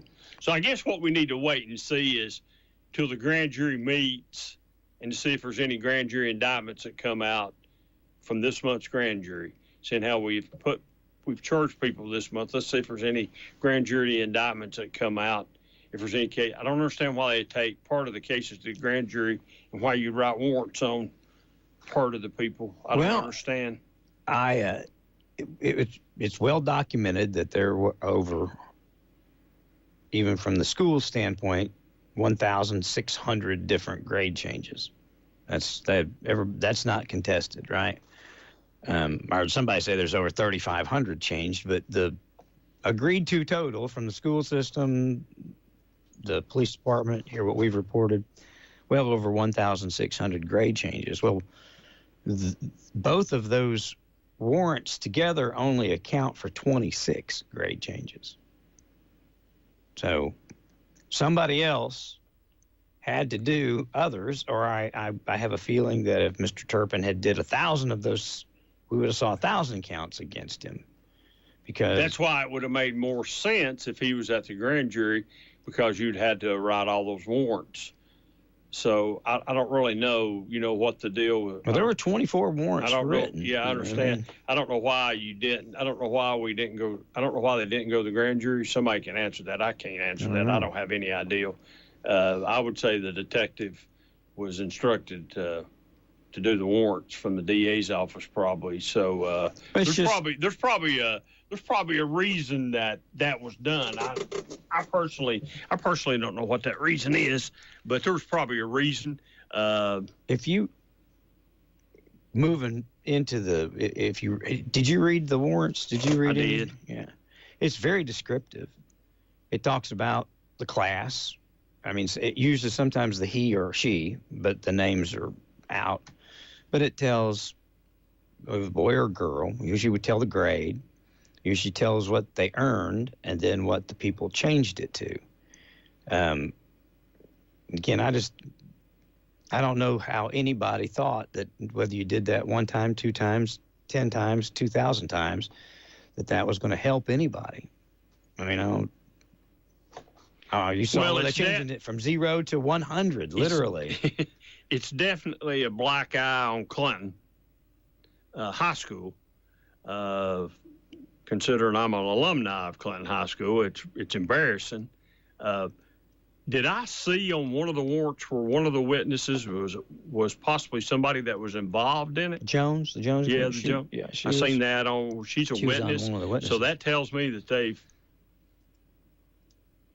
got testimony from her. Yeah, let me choose my language. I was going to say it looks like they maybe cut a deal with her to testify, and she might not get charged if she testifies against the Jenkins girl in the case. That's just me thinking. I don't know that that's the truth, but nobody's told me that. I don't David's thoughts. I don't think either of those two people came up with the idea by themselves. Someone somewhere had to ask for that to be done, I'm assuming. I doubt that, Mr. Turpin just decided all of a sudden he was going to go in there and pick out 24, 22 kids and make their life better or worse or whatever the case might be. There had to be some kind of instruction from something, whether it be a coach or whether it be a counselor or whether it be, there had to be some kind of encouragement that this kid needs to pass this. Yeah. So again, do those people get in trouble? I would just like for us to get some clarity on Coach Keith. Coach Keith, he took a pretty big hit here. Well, he was the first one out when it broke. You know what I mean? That his was the first name attached to all of this. Yeah. And then they made a point to say that it wasn't the grade changing scandal, but it was playing an ineligible player. And then we hire a new principal who does his own investigation and says we didn't play an invalid player. He was okay, and we got the games restored, right? We got the wins restored. So we're still sitting here wondering. First, he was associated with the grade changes, and it was announced his contract would not be renewed. Then there was a clarification made. It's not because of the grade changes scandal. It's because he played, invalid player. And then we find out he didn't play an ineligible player. So what was it? If it wasn't the grade changing scandal, so my understanding with Coach Keith, I mean, he's lost his teaching certificate and everything. Yeah, that they. I'd like to. Maybe he's. I've got a good friend that's really good friends with him, and I might reach out. I'm going to reach out to him, and I'll see. See if I can come up here with you one Monday. Get Coach Keith to come up here, and let's see if he'll be willing to talk about it, because I think Coach Keith took a really big hit, and I didn't get to see the evidence, so I don't know. I don't know what X, Y, and Z was. Maybe it's there. Coach Keith has denied it from day one that he changed anybody's grade, asked for anybody's grade to be changed. But, it was like you said, you put a black cloud over the program by playing and getting us. We had to forfeit all these games. Turned out there really wasn't no black cloud over the program. Not on that He didn't play nobody illegal. That's the part that. So we're not allowing. Coach Keith's not allowed today to go get another job in a school system because this black cloud hanging out there. This black cloud is still hanging over his head. So, I think that needs to be addressed, clarified. Somebody needs to say, "Hey, maybe they're afraid to say they made a mistake." Maybe they think, well, if we say that, that's opening up for a big lawsuit. Maybe all it appears to me is. It's like we've still got some cover-up going on. Well, yeah. I think that's the whole problem from the get-go, is not letting it be transparent. Whoever was on one, if you want to call back. That's the whole problem, David. If when Dr. Parrott had been notified of this, he would have just handled it by going through the board, passing it along to the DA, or instead of trying to run an internal investigation. And they had to know that changing the grades were illegal. You think? So they get a report that this is going on, and they sit on it for a number of months. And then the person that told them that was going on said, okay, if you're not going to do something about it, I'm going to the public with it, which is that at that point you would have thought they'd have turned it over. But that's when they started the in-house investigation, if you will. And the in-house investigation didn't do anything except muddy the water for the later needed criminal investigation. So none of it's been translucent or transparent from the get-go. And you have to ask yourself, why would you endeavor into a internal investigation into something that, if it does turn up to be correct, is going to be criminal? Just seems like you'd want to get out of the way of that and let the criminal investigation handle it instead of the school getting involved in the middle of it. And the only reason that I think logical people come up with that is because you wanted to clean the mess up before it went public. Try to get it as tidy as you could, or make it go away if you could. Yeah, but it's still, no matter if you tidy it up or not, if it's criminal, it's criminal. Exactly. It's out of your RAM. It's out of your RAM. You know, you shouldn't be dabbling over in the criminal side of it. You should have went to the proper authorities and turned it over. Said, I would have put the ball in somebody else's court. I would have took this thing and said, hey, here, Mr. Clark. Yeah. Here's what we found. Here's what little part we know how to investigate. Here's what we found. Yeah. And then I would have let Mr. Clark turn it over to whoever, whether he gives it to the sheriff's department, whether he gives it to the TBI, whether he gives it to Clinton City, whoever he gives it to, let him make that decision. And then you can look at your board members and say, hey, we're clean. We did the best. We done what we thought was the right thing. And we're not going to make any further comments because it's over here. We've referred it over here, and there could be criminal charges. Smart thing to do. Nobody can really question that. That's what I think I would have done. Well, if it hadn't went public, do you even think they would have turned it in to the DA? Well, it doesn't sound like that. My answer to that, I sure would hope so. Yeah. But it doesn't sound like, if it hadn't went public, that they were going to. That's why it went public. That's just my personal opinion. Well, that's okay. That's why the people that reported it. Now, I would really be ticked off. I would really be ticked off if they've tried to hide this and tried to keep something criminal from the people that need to be doing the crime. You know, law enforcement does the criminal side. We send our kids to school to get educated. They're there to educate people, and people's to do it right. Mm-hmm. And if they veer to the right or left, then there's got to be proper places to send this. This should have went to the right. It should have went to the DA's office, or they should have called the sheriff's department and had the sheriff's department come in. Then the sheriff's department could have took it to the DA's office, and it could have went from there. That's real simple. That's just a way to make everything squeaky clean and not try to cover it up. And now, no matter what they do, if indeed these are the only two people involved, that's 24 grade changes out of 1,600 and some odd that they documented. If there were 6 people involved in it, all 6 or 8, yeah. 6 or 8, 10, 12, it don't really matter. They should have never been given an opportunity to resign. They should have been fired. Yeah. Fired. Man, and I understand there's some tenured. There's some rules. Mm-hmm. It's got to be done. But still, you could have done that. But if you're trying to maybe not want nobody to know about it, maybe you don't. You're trying to not take it there. So, I won't say I find it hard to believe they're wanting to cover it up, but maybe they did. Well, I just reduce it to the ridiculous. There was 1,600 and some odd grades changed. That's by Clinton High School's admittance, the school board, and everybody else. There's 24 charges for grades being changed. There's still 1,574 that hadn't been charged of grade changes that they admit happened. Who did those? Who logged into the computer and did the rest of them? Because we've just got, again, you can read each individual case. It says he had a 12 average in sociology, and the grade was changed from a 12 to a 100, which brought the average up to a B, or what, you know what I mean? I'm going to be a little smart out of here. Where was those people when I went to school? Yeah, we didn't get any of that. We didn't get any of that, did we?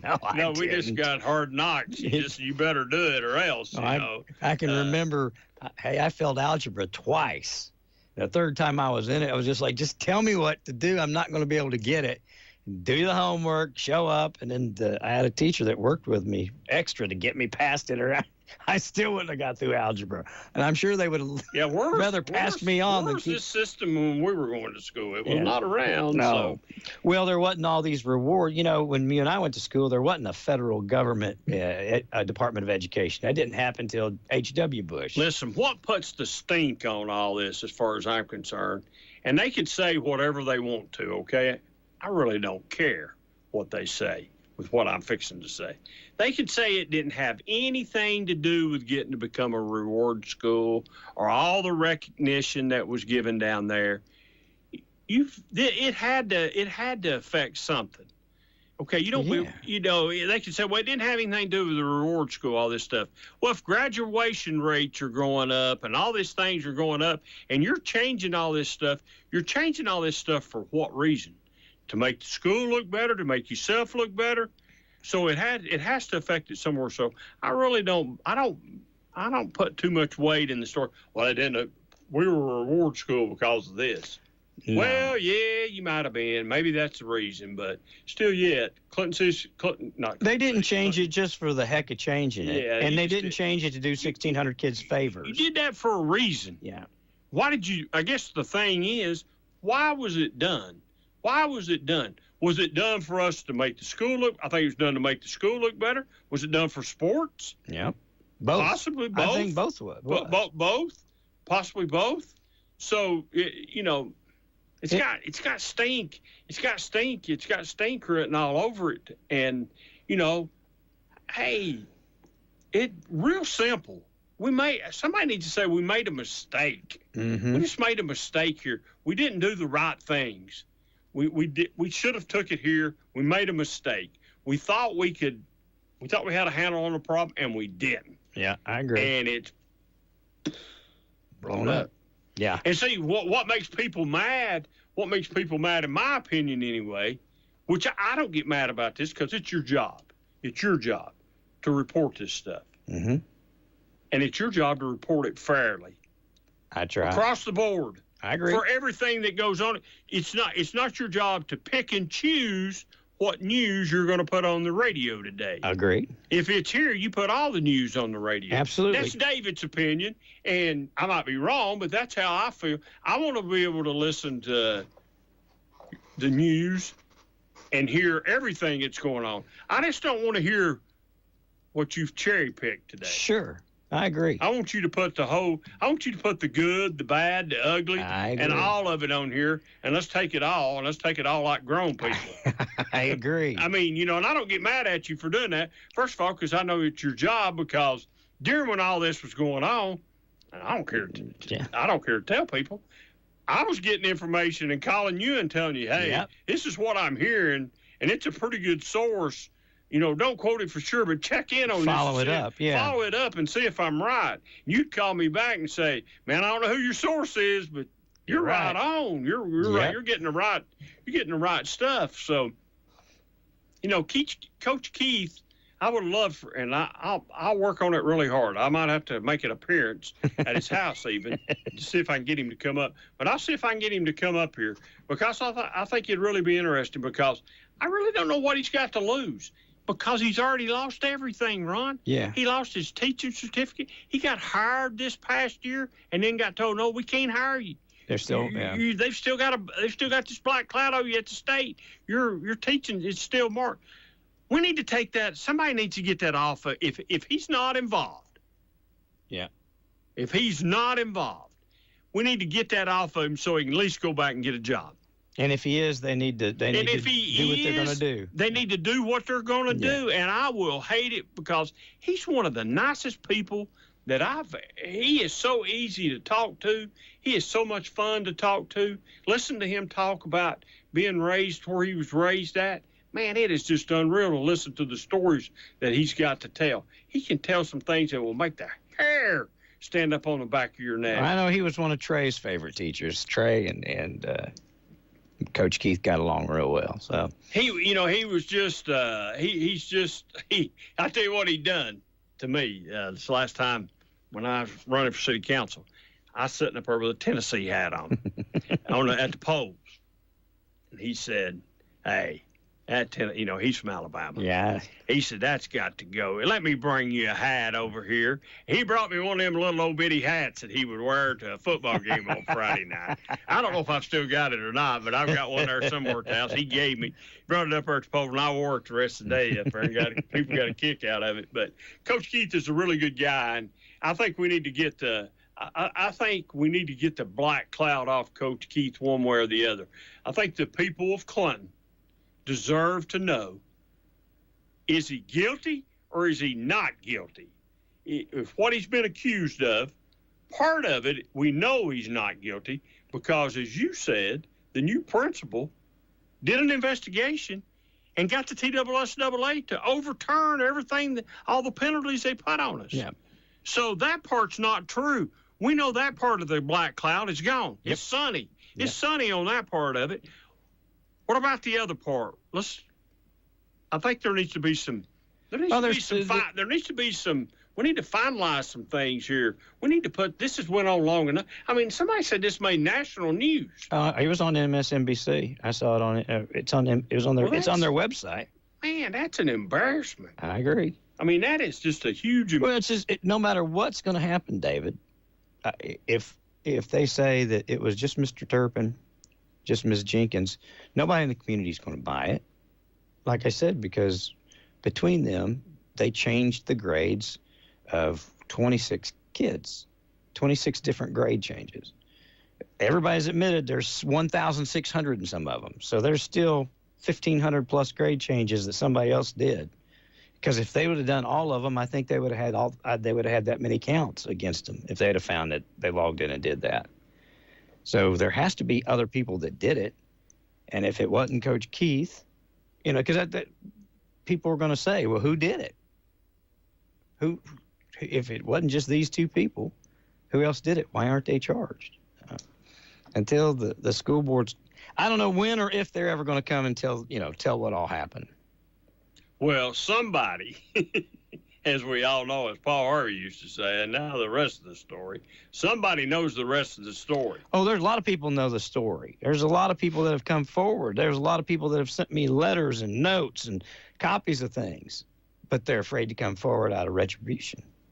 They don't want it having taken out on them. There's a number of people like that. I sent people to talk to Dr. Parrott that were firsthand involved with other teachers changing grades. And sit down eyeball to eyeball, was in the same room with them when they did it. So it's a parent that don't want to really testify, but that's what happened. So I don't know. There's more to the story. I don't know how much more, but there's more to the story. We'll see what happens. Well, maybe, I don't know if they think by charging two people, if that finalizes it and puts it, if that'll put it to bed and put it to rest. Well, if there had been 1,500 or 1,600 of them between them, I think people would have went like, okay, there you go. There's the people that were in charge. They might not have been the masterminds of it, but there's the people that keyboarded it in anyway. I'd like to know is who come up with a master plan here? Who was the brains behind the operation?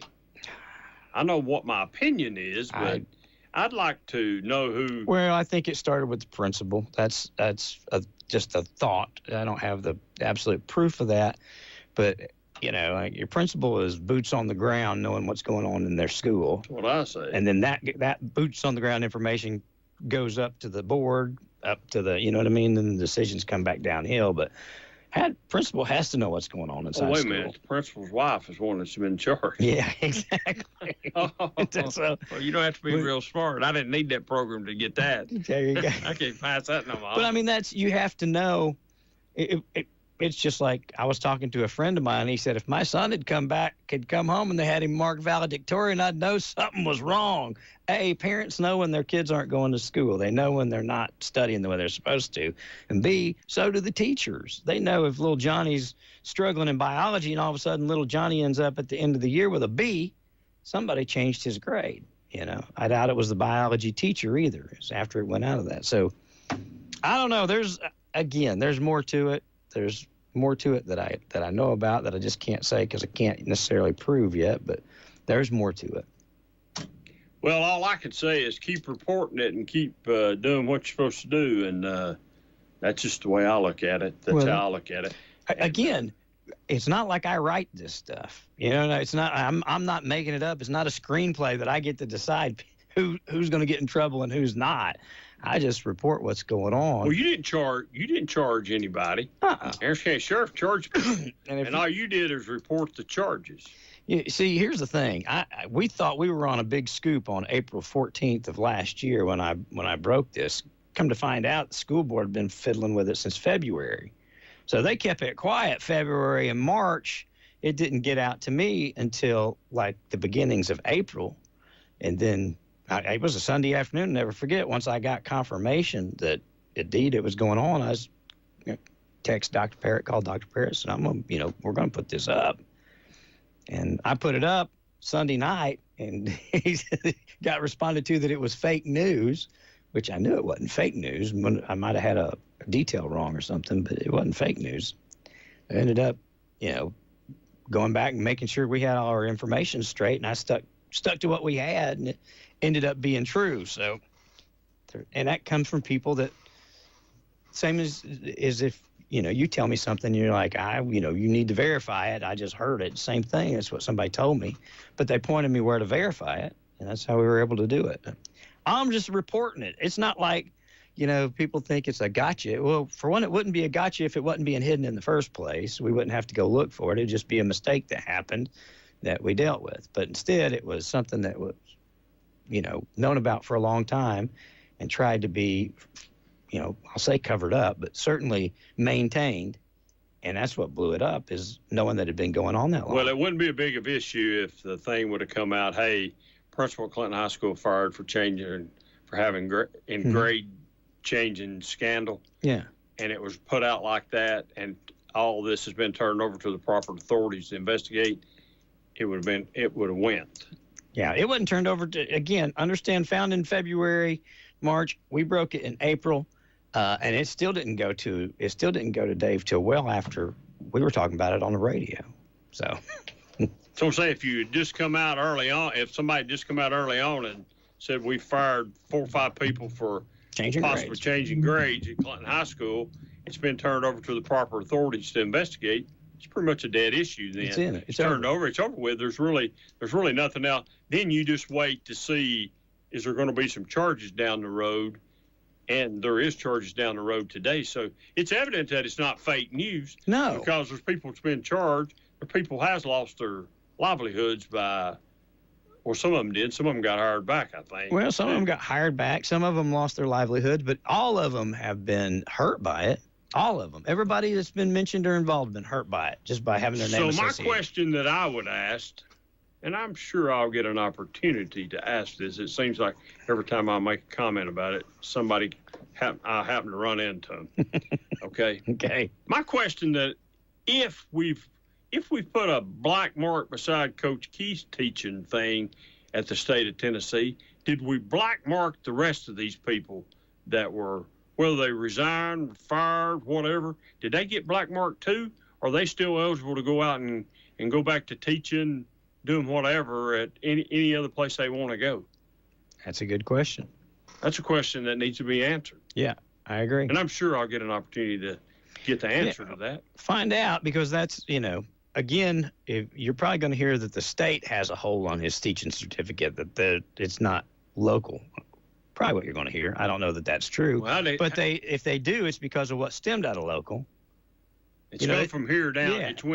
Yeah. It went down 75 or 40 rather to Nashville. It didn't just. It didn't come up from there. It didn't come up from there. So somebody's had to they've had to report it from here to the state of Tennessee. Exactly. So it's been reported. That's my point. Even if it's the state holding it up, they're holding it up. So did they report it on everybody, or did they report it just on Coach Keith because they thought he put a black cloud over the program when he played an ineligible player, which he didn't play an ineligible player? Yeah, again, for the life of me, for the love of money, I don't understand why Dr. Parrott or even Greg Deal or some of these guys don't say, here's why, if there is a real legitimate reason, or here's where we, screwed the pooch. This is where we messed up. Well, we screwed the pooch on it, that's for sure. Something's wrong. There's again, anytime there's this much controversy or question marks about something that should be pretty cut and dry, either changed grades or he didn't, either he played an eligible player or he didn't. If they're accusing him of trying to manipulate somebody to change the grades on, for him or for his players, they need to say that. Whatever the case might be, they need to say. This Ms. Jenkins and Mr. Turpin's case are going to be drug out every little detail, when you read that warrant. Anybody else, if they were involved, if the coach was involved, they need to let it be known. And if he wasn't, they need to clear his name. It's simple. Well, if I'm charged right now and I've got a chance to... Well, he's not been charged either. Coach Keith hasn't been charged with a thing. Huh? No. Not that we know of. No. That's another thing. If we don't know if he's one of the 6 or 8 or whatever. We don't have any idea of knowing that. Yeah, but still, if we know for a fact that there was no ineligible player, right? Right. So it had to either be grade changing scandal or somebody had a problem with him outside of that. Totally didn't have nothing to do with that. But so it has to. We can take off the table playing an ineligible player. So it has to be grade changing scandal, right? And if it's grade changing scandal and he ain't charged, then was there really a grade changing scandal on Coach Keith's behalf? If they're not charged. I think Coach Keith would tell you no, because he's said that since day one. First of all, he said, I think his exact, I'm not going to try to quote him exactly. I think Coach Keith said, I had no way of looking at a kid's grade to know what the grade was. So I had no way to go in, even asked anybody, hey, let's change this grade from this to this. I wasn't able to do that. I didn't change no grade. I didn't ask for no grade to be changed because I didn't have any idea what the grade was. So I don't know if, I don't know that I believe him and he's telling the truth. Somebody's going to have to prove to me that he was involved in it. Because I don't actually think he was. I think it appeared that he was involved in it just because it appeared that he played an ineligible player and got caught. Yeah. Trying to maybe cover some things up. And that's the case. We know that's not the case. Well, we'll see. You see, and I'll see if we can find answers by next Monday, or by next time you're here Monday. You know what I mean? That'd be I'll sooner. I'll try to go see. I'll try to get down and see Coach Keith here in the next 3 or 4 days, maybe, and see if I can find him and see if I can con him into coming on the program with me. He could sit over here behind we put him there behind the green thing. Anonymous thing. But I'd love to hear his side of the story. In his own words, I think people ought to hear it. I don't want, I know people get worried that I'm going to get them up here and start asking them, gotcha questions and stuff like that. I'm not going to do that, but I'd love for Coach Keith to come up if you can get him to come up and just let him tell his side of what happened. We'll see. It's all we can do. Not unless he's, and I don't know this. I don't know that he has an attorney. I don't have any idea. He could have an attorney, and his attorneys advised him, hey, just stay quiet about this. Let's let it all get done, and when it's all done, then we'll come forward and we'll be able to do what we need to do. I've not heard that he has an attorney. My personal opinion is I will say he doesn't have an attorney. Mm-hmm. That's what I think I know from it right now. I think if I'd invite Clay Turpin and I'd invite Kerry Jenkins both to come on and tell their sides of the story. I don't know that they can now that they've been criminally charged. Probably not. But when it's over, good, bad, or indifferent, I'd love them to come on. Now, didn't Russell say all these charges were just misdemeanors anyway? Well, When he first said that, he did, but they're not. They're felonies. Every single one was a felony. It's a felonious act to change a government document. So I guess maybe what he thought was a misdemeanor wasn't a misdemeanor, or maybe he's talking about 8 other charges we don't know about. I'll ask him when he's here Wednesday. Is he here Wednesday? Yeah, I think this is the third Wednesday one too. Yeah, he's here Wednesday. He's here Wednesday. So I'll ask him. We'll see. It'll be interesting to see, what he said. I guess one question I might want to ask him would, hey, do you participate any other people? Do we think there'll be any other charges? Yeah. Is there anybody going? Did we take any of this stuff to the grand jury, or are we writing warrants on everybody? Is everybody getting a warrant written on them? I can tell you this. I can tell you when he first heard the news, he assumed that the grand jury had did that because they had been assembled the week before that those charges come out. So he thought that it was going to come out of the grand jury, but evidently it didn't. So yeah, I was shocked. And I might, Russell, if I misquoted that, we'll clear it up Wednesday. I was shocked that there had to be 20, that you had to write 24 warrants, that the detective had to write 24 warrants in order to put those 24 charges on that one individual. Mm-hmm. 2 of them's not too bad. And it might have just been repeat and write, and maybe you could just copy and change and paste and stuff like that. Today you can do that a little easier when you could back in my days, but I was shocked at that. That's a lot to have to. That's a lot. Well, when you read them too, I mean, it's very descriptive. Each class is a different class, different kid. See, a parent might be a different kid, but I don't know. It's just when you read it, it's blatant. They were changing kids' grades that were failing. So I think the next another question that I would like to know is 24 all this one individual done, or is he involved in more of the 1,000 and something? That's the question. If not, if this is all there is, 26 counts total, what happened to the other 1,574 other grades that were changed? Yeah, where's that? Where's that at? Is that going to come? Is that coming, or? You know as well as I do, nobody has disagreed with that there were over 1,600 grades changed. Nobody. Everybody agrees that that's fact. So if we've only charged 26 of them, there's a bunch more that.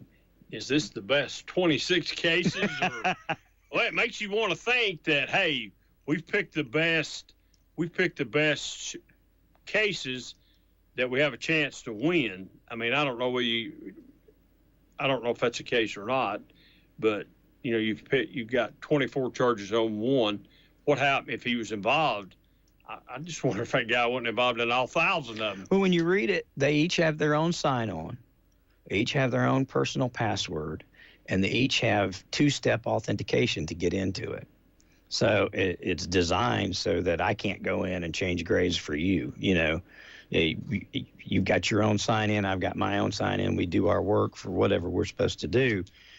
So when you read those warrants, I mean, he signed in. He used a personal specific password, his own password that no one else knew to get in. Same thing with Kerry. And then followed through with the procedure of the 2-step authentication to prove it was them, and then proceeded to change those grades. So, well, is this the only 26 that's got all that evidence that you just laid out there for me? If they saw 1,600 grade changes, there had to be a breadcrumb trail to see that it used to be a D and now it's a B. So they have to be out there. I mean, they have to be in order to have seen that the grades were changed. They had to see that somebody changed them. I mean, did somebody anonymously sign in and change them? There's just too much of an electronic fingerprint these days that they can tell who logged in, when they logged in, signed, passwords, how many times they logged in. That's what I'm saying. Did we lose? Did something happen and we lost the other 1,000 and some cases and we only got 26 of them? Is that all they was able to recover? Or it's going to be questions that a lot of people are going to ask until we get told a definitive yes or no from the DA. Again, because I've read that there have been as many as 4,000 grades that were changed in the time period. 1,600 is tip of the iceberg, but 1,600 is all we got to go on, so we'll see. Well, the only thing, like I said, the only red flag that I see, and they can say that it don't have anything to do with anything that I've just said about reward schools and all that. They can say that all they want to till they're blue in the face as far as I'm concerned, but you don't go in and all at once change your school around where you become this and that and principal of the year and all these other things. You start getting all these rewards in a school that's really apparently you were sent there to straighten out, and all at once, man, a miracle. Yeah. I mean, you took a one, and there's a miracle that's happened, and that to me is just a red flag. It's a red flag. Well, sure. Just a big red flag, and then to know that, then in the end, all this comes out, and you just wonder, hey, did that have anything to do with all this other stuff? And they could say it didn't. Nah, maybe it didn't, but how did all this other stuff happen? Well, go all the way back to the very beginning when, at the time, Judge Elrod was talking to a kid about why he wasn't in school, and the kid told him he'd already graduated Clinton High School, which Clinton High School had documentation that said, no, that's not true. Come to find out, the kid was told, sit down here, and in the course of 5 hours, completed an entire year of school with a 100 and was told he didn't have to come back. Now, kid, he thought he's graduated. He did what they told him to do. He got all A's. He's playing ball, and the world is great. And Judge Elrod said, what? This doesn't make any sense. And that's when they got to pulling stuff. How could he have done a whole year of school in so many hours? Well, he did it because they passed him, send him on, play ball. It'd be easy to go in and say, we got 1,000 kids, and they're all 1,000 really good kids. There's no bad apples. Mm-hmm. But guess what? We found 20. We're going to get rid of those 20 bad apples. So we're going to have 980 kids. They're really going to be good kids, and they're going to be outstanding students. We're going to go ahead and get these 20 on out of here. Sounds to me like that's what they was doing, cherry picking, getting the bad kids out, keeping the good kids, when that's part of the job is to do the good and the bad and everything else. And you're educate those kids deserve, that kid that thought he graduated really was done an injustice. Well, because he thought he graduated when he really didn't, and that they lied to him. Well, I talked to somebody. Lied to him. Talked to somebody the other day, played ball in high school, and he said, when I played ball in high school, I welcomed he said, until I got out and went to Roane State, and the stuff I'd made an A in school, I didn't know how to do. I had to go back to that teacher and say, can you help me do this? He said, then I realized they weren't doing me any favors by giving me passing grades to play ball because I didn't understand how to do, real life stuff. Yeah, it catches up with you down the road. Yeah. And so that's, and whether it catches up to you going to Roane State Community College or whether you go to UT thinking you're on par to go ahead and start college, and you go in there and you waste a lot of money realizing you're not ready. You know what I mean? That you create failure right there. A kid goes into college thinking they're ready to go to college, and they're faced with overwhelming, that they're behind. That discourages a lot of kids to drop out, even if they would have been normally. So who's the injustice has been done to the student? Absolutely. We didn't do what? Let's see. What's their motto? Every kid, every day. Yeah, or something like that, no kid left behind, no or kid something. left behind, or something like that. They got a motto. We left that kid behind. Well, and I can tell you too that they made a conscious decision on some of these kids not to report it to the next level because some of these kids got scholarships based on the changed grades. That's fact. And it would just punish the kid. I mean, what's the school going to do if you go and say this child didn't earn the scholarship that you gave them? Is the school going to take it back from the college? Are they going to, what you're going to do is whatever chance the person has that's in college now is going to be taken away from them. Yeah, I mean, well, I bet that kid that if that's the case and you go off to college and you get there, they're going to need some tutoring. Yeah, that's the whole idea that's coming out of it. That's, many times I was told over the years, I can tell when a student comes to UT when they're from Clinton. because of where they stand when they're behind or when they're not behind. And so, I mean, it's, again, we're not doing it for the kids. The kids aren't getting out of there graduating with A's and B's and then helping them better the rest of their life. It's at the very best, it's confusing them because they walk out thinking they breeze through high school and that life's going to be easy, and it's not. So we're doing a huge disservice. So did we do, and you might not know this, and I'll ask this question right quick, like, that 1,500, is that over a year's time, or is that over 4 months? That's over 4 months? 4 months time.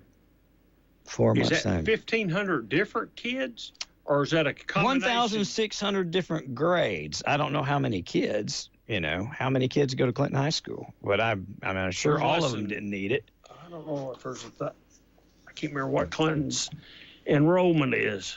Well, even if there's really 1,600 kids, not all of them got their games. There's not 1,600 there, I'll tell you that. It's probably less than that.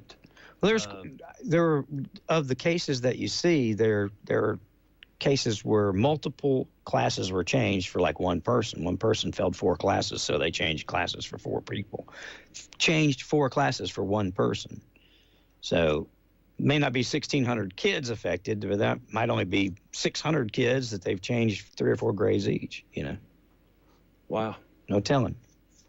Well, it's a big, like I said, it's a big thing, and it's become a big thing. It's become a big thing. It's ballooned out really big. Well, and people take it personal because, for one, teachers are involved, and we hold teachers sacred, you know what I mean, around here, and I think everybody does.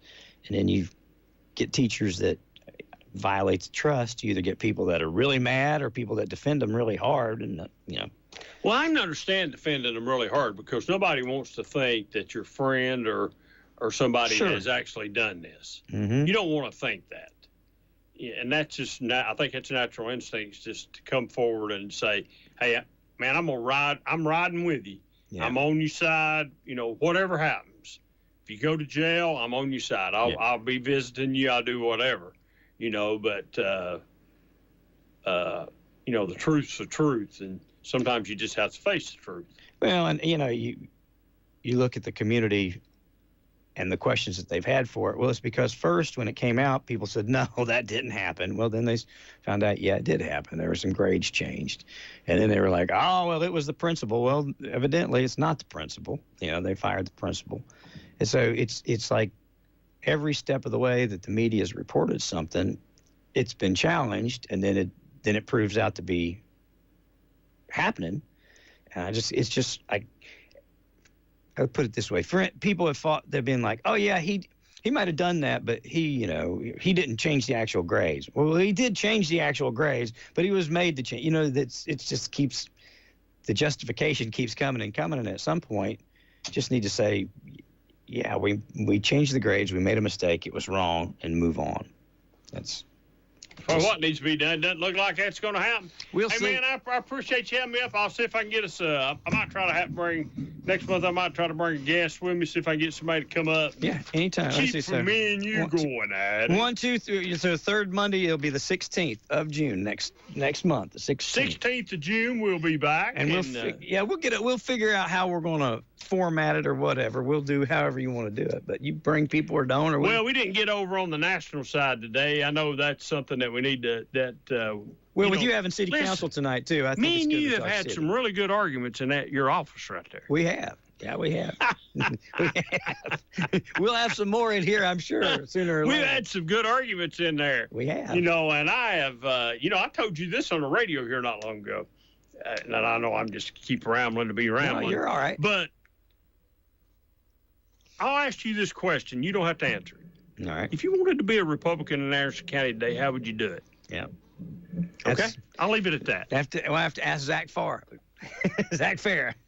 Because every office holder in Anderson County, except for Dave Clark, is a Republican. Every office holder in Anderson County, Jeff Coe, Tim Shelton, Mayor Frank, Dave Clark's a Democrat. Who am I leaving out? All the judges are Republicans. Yeah. They might run as independents, but they're actually Republicans. They're all Republicans. And you know what? I have voted for every one of them. But are you not bona fide? I don't guess I'm bona fide. I wasn't bona fide when I voted for Rick Scarborough, neither. But I voted for him because I just don't believe that there ought to be a D or R beside your name when you're running for elected office on the local side. Yeah. Maybe at the national side, yeah. And that's what I know a man that said this many years ago about the Democrat Party. Democrat Party's going in the wrong direction. And by golly, he was right. Yeah. The Democrat Party took on the national level what their stance was locally around here. Look what it got you. Every office holder in Anderson County used to be a Democrat. When you went back to the day of... Patsy Stair used to be the only Republican in the courthouse. It was all reversed. Yeah. It was all reversed. They were all Democrats, and the Democrat Party went to the left somewhere. And, I don't even know that... I don't even think I align with them anymore. Well, I'm in the middle somewhere, away from them, far away from them. The Democrats that I was familiar with, was like Governor Bredesen. Governor Bredesen was a moderate, fiscally responsible, businessman Democrat. And he didn't have to go far crazy left. The party left him too. He ran for Senate and got beat to death by Marsha Blackburn. But the days of Democrats like that, moderate Democrats are gone, that I've seen anyway. They're not a place for them anymore. No, and I remember old Dave Bolin used to be a Democrat. He was the county executive, county mayor, whatever, and he'd always get 4 quarters out, and I always loved this. He'd get 4 quarters out, and he'd say, "Now, David, this is how it goes. You see these 4 quarters?" And I'd say, "Yes, sir, Mr. Bolin." He'd say, 3 of these quarters go to the school, and 1 of them goes to run the county on. We get 1, and the schools get 3. That's how it's divided up, and that's how it goes. And, he's pretty much telling the right. Yeah. He's telling the right thing there, being the right thing. Hey, one thing I will say, we did and I don't know if the mayor said this Friday or not. We had an old fire truck we were fixing to surplus. Yep. We surplused that thing to Marlow Fire Department. Is that the second one we've done? Yeah, it's the first one. Gotcha. That we've done tomorrow. We give Rocky Top one some time ago. Gotcha. We give them a ladder, I don't know what its actual title was, but it has a ladder on it that can be extended out. We gave that to Rocky Top a long time ago. But let me tell you how that became fact. I didn't even know it was going to be on the agenda for us to surplus it. But I'm somebody that likes to watch county commission. I like to watch county commission and budget and operation. I just like to watch it. Yeah. I heard Tracy Wandell make the comment out of the fire commission report that Marlow had lost a motor in a truck. I listened to that. I don't remember if he done that at county commission meeting. He done it when he was doing his report, or if he was on operations or whatever he's on, but I heard him talk about that. Yeah. And when we said, hey, we're going to surplus this truck, I just asked a simple question. Hey, can we not surplus this thing to Marlow? And they said, well, we don't see no reason why that we can't. I said, well, let's surplus it to Marlow because it's still in pretty good working condition, and they need one. They need a truck. They've had a motor go out, and we all know how hard volunteer fire departments have to scrape up money and get money. And Tracy and who's on that committee with him, all those people on that committee with him, they do a good job. But I heard Tracy Wandell, that's just one city councilman listening to the county commissioner, talk about the fire commission, talk about a fire department that actually needed something. And, man, I was glad to see we could give that fire truck to Marlow. And I think they were happy to get it. They were tickled to get it. Yeah. And I think they'll put it to great use. And as I said at city council meeting, it's better off than sitting in somebody's yard somewhere or being in somebody's parade somewhere. Sure. Running up and down the road. Let's give it to somebody that can actually work on it.